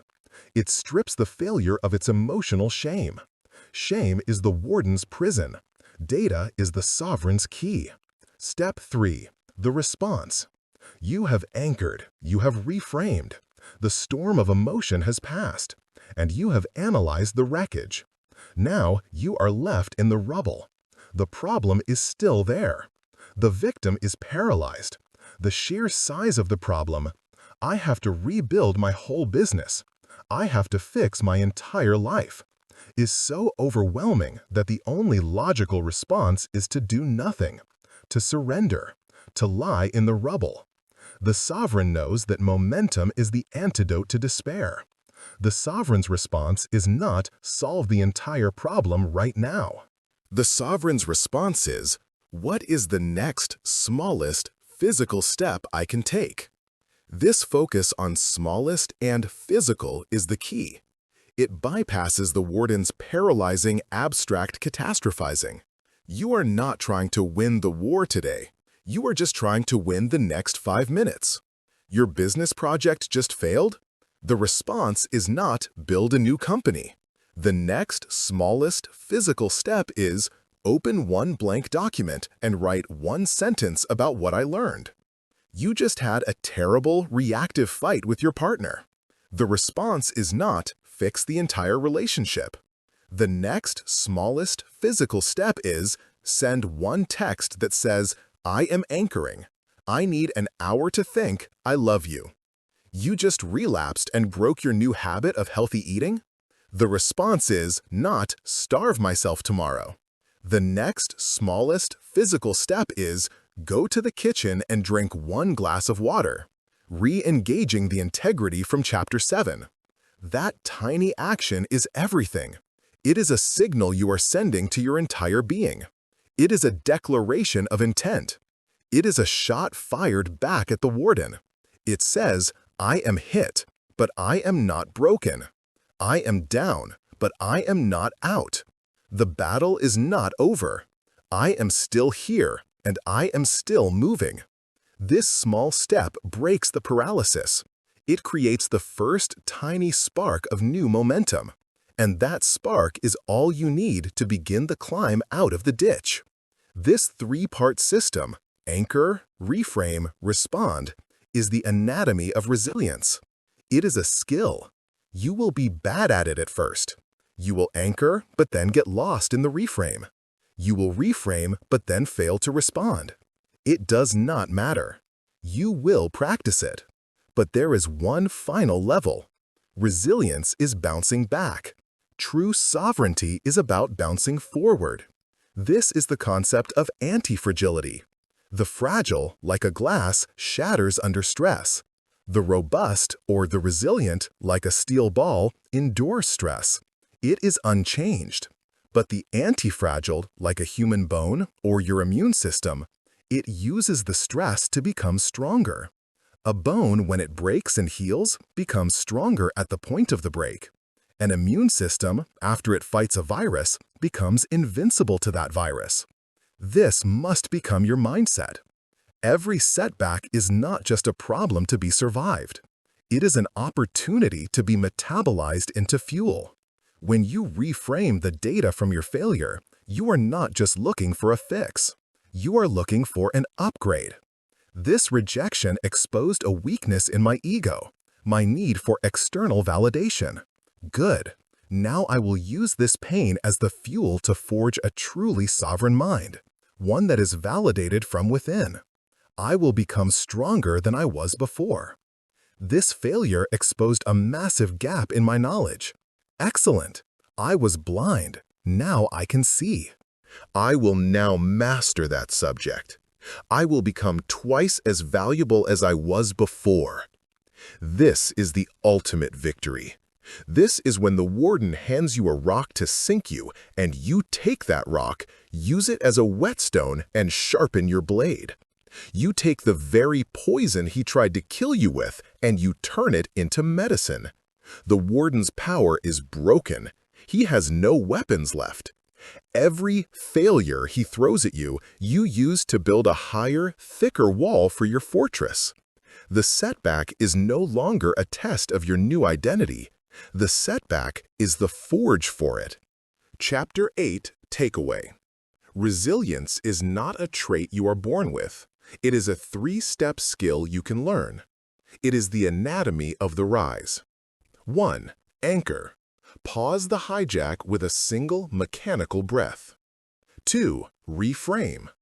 Interrogate the event, turning the verdict into data and the threat into information.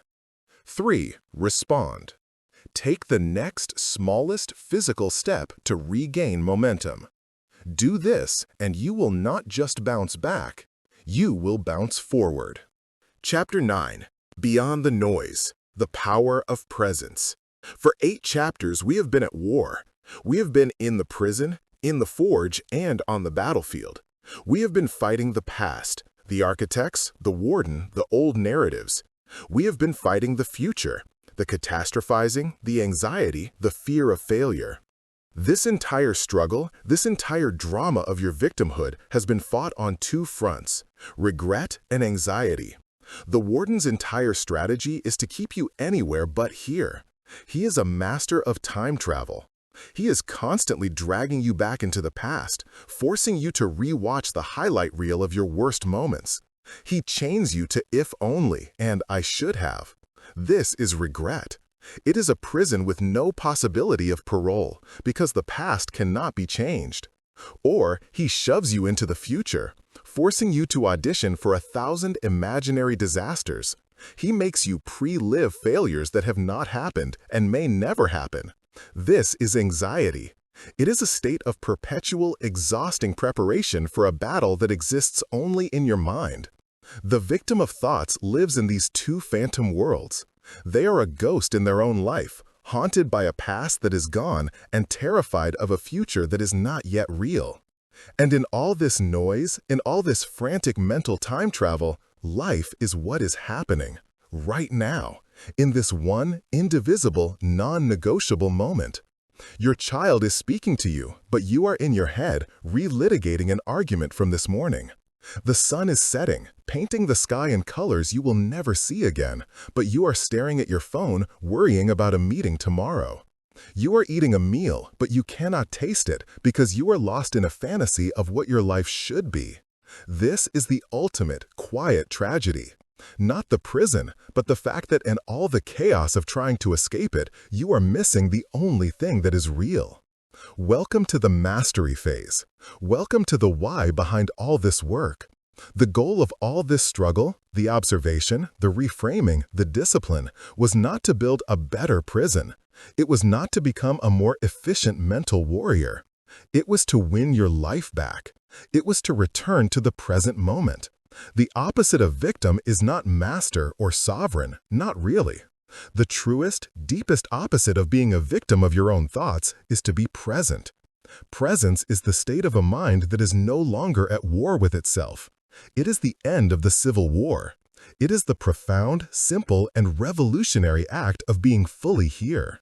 It is a mind that is no longer a problem-solving machine that is constantly on, but a tool that can be used when needed and set down when not. The opposite of victim is not master or sovereign, not really. The truest, deepest opposite of being a victim of your own thoughts is to be present. Presence is the state of a mind that is no longer at war with itself. It is the end of the Civil War. It is the profound, simple, and revolutionary act of being fully here.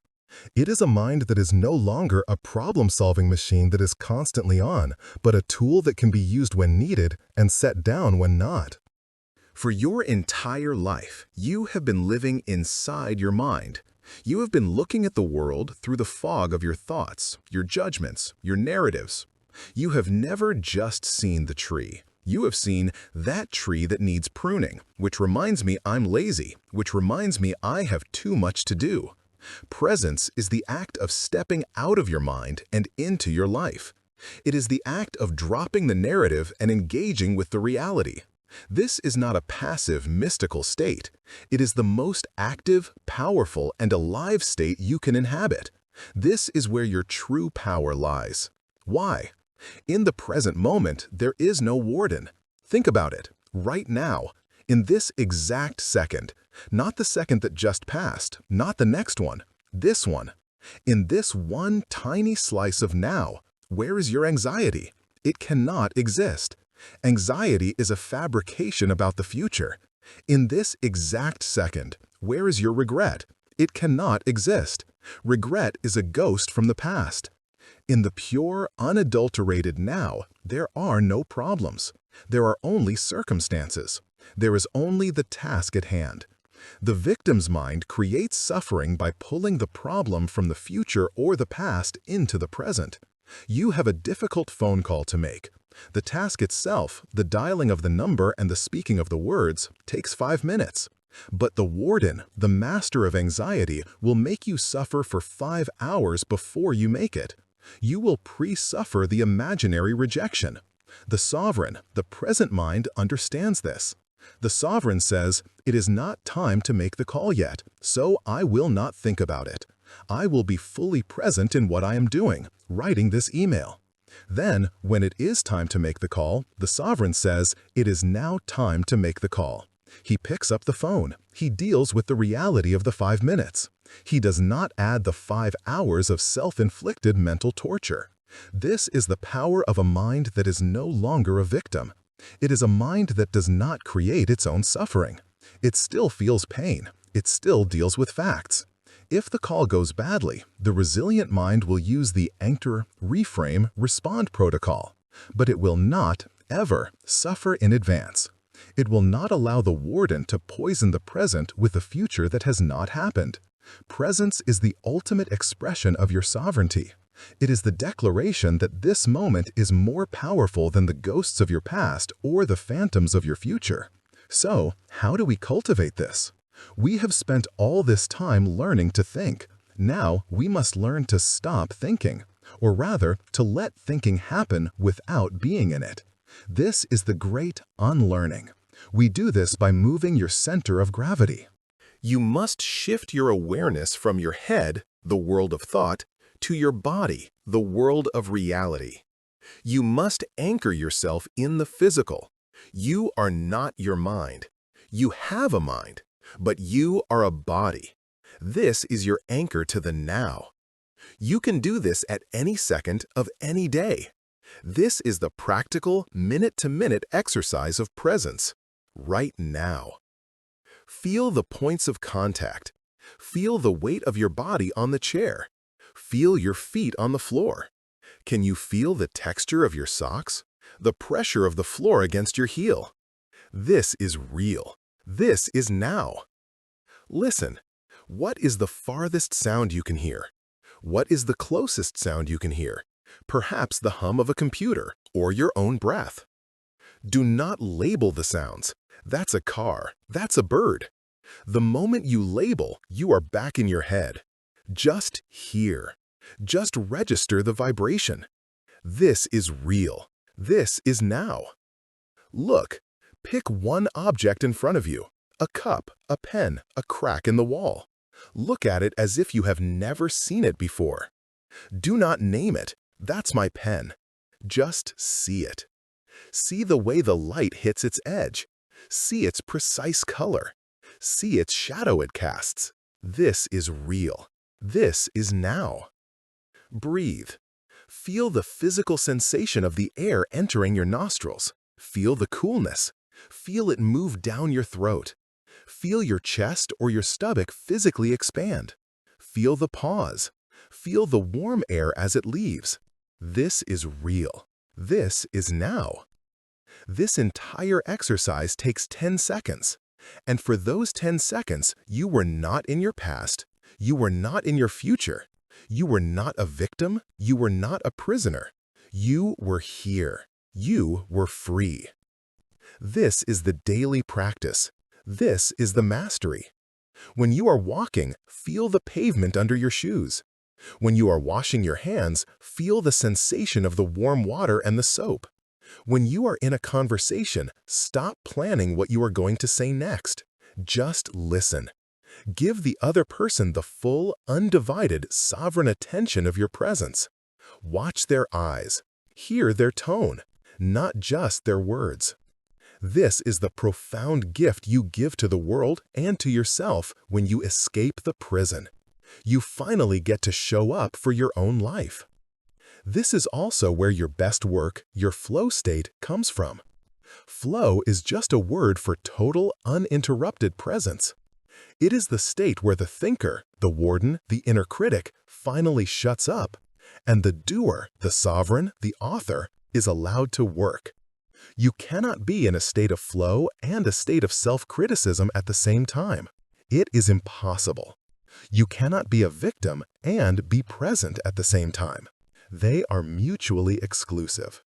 This is the choice in every single moment: victimhood or presence, the noise or the now. You will drift. This is a certainty. You are human. Your mind is a wandering machine. It will, by default, float back to the past or rocket into the future. The victim believes this is a failure. I can't even be present. I'm a failure at this too. The sovereign, the observer, simply notices. Ah, the mind is wandering. I am in the future. And then, without judgment, you gently, firmly bring it back. You bring it back to your breath. You bring it back to your feet on the floor. You bring it back to the now. That is the entire practice. It is not about staying present. That is impossible. It is about returning to the present. It is the returning over and in that builds the muscle. The warden's noise will never, ever be as powerful as the profound, silent reality of this moment. The past is a memory. The future is a fantasy. Only now is real. This is the ground upon which you build your new life. This is the kingdom of the sovereign. It is not a place you win. It is a place you return to. It is the place you were all along. Chapter 9 Takeaway. The ultimate goal is not to win the war in your mind, but to end it. You do this by returning to the only thing that is real, the present moment. In the now, there is no regret and no anxiety. Presence is the ultimate antidote to victimhood.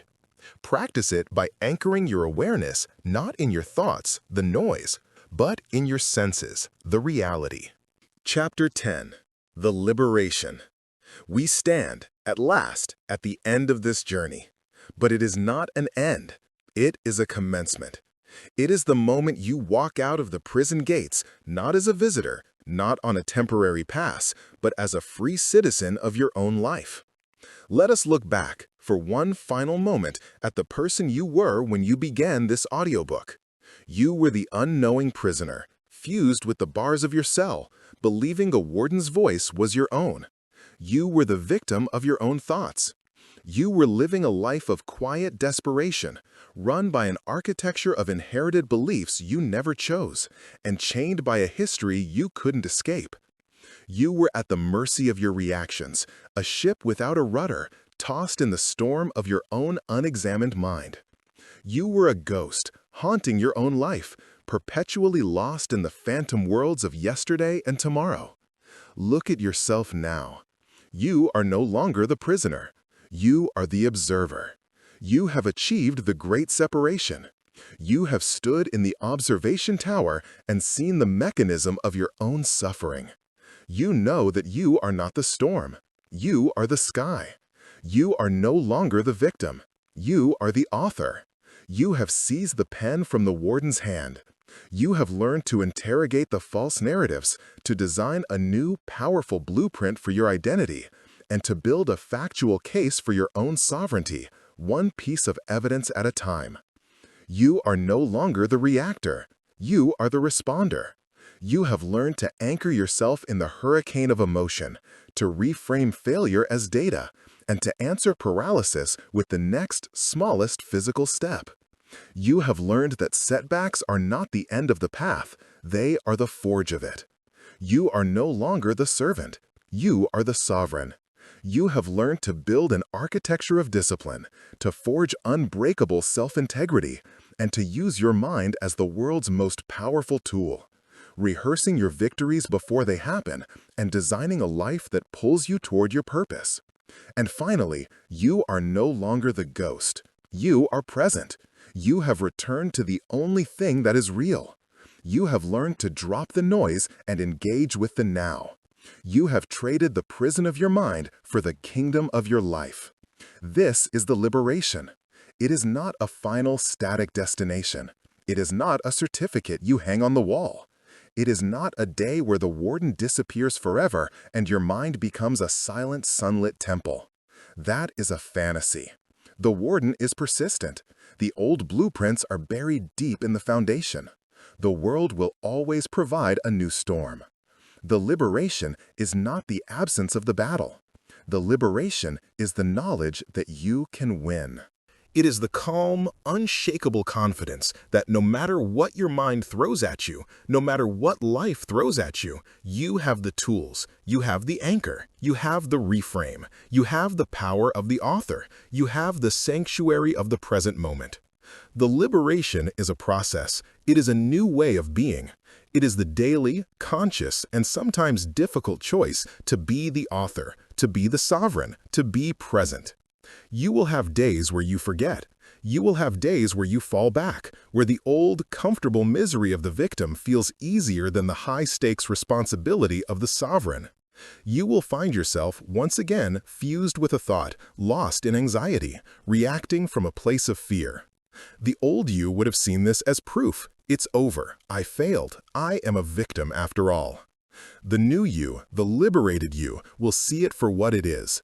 You will see it as a drift, and with the quiet, non-judgmental power of the observer, you will simply return.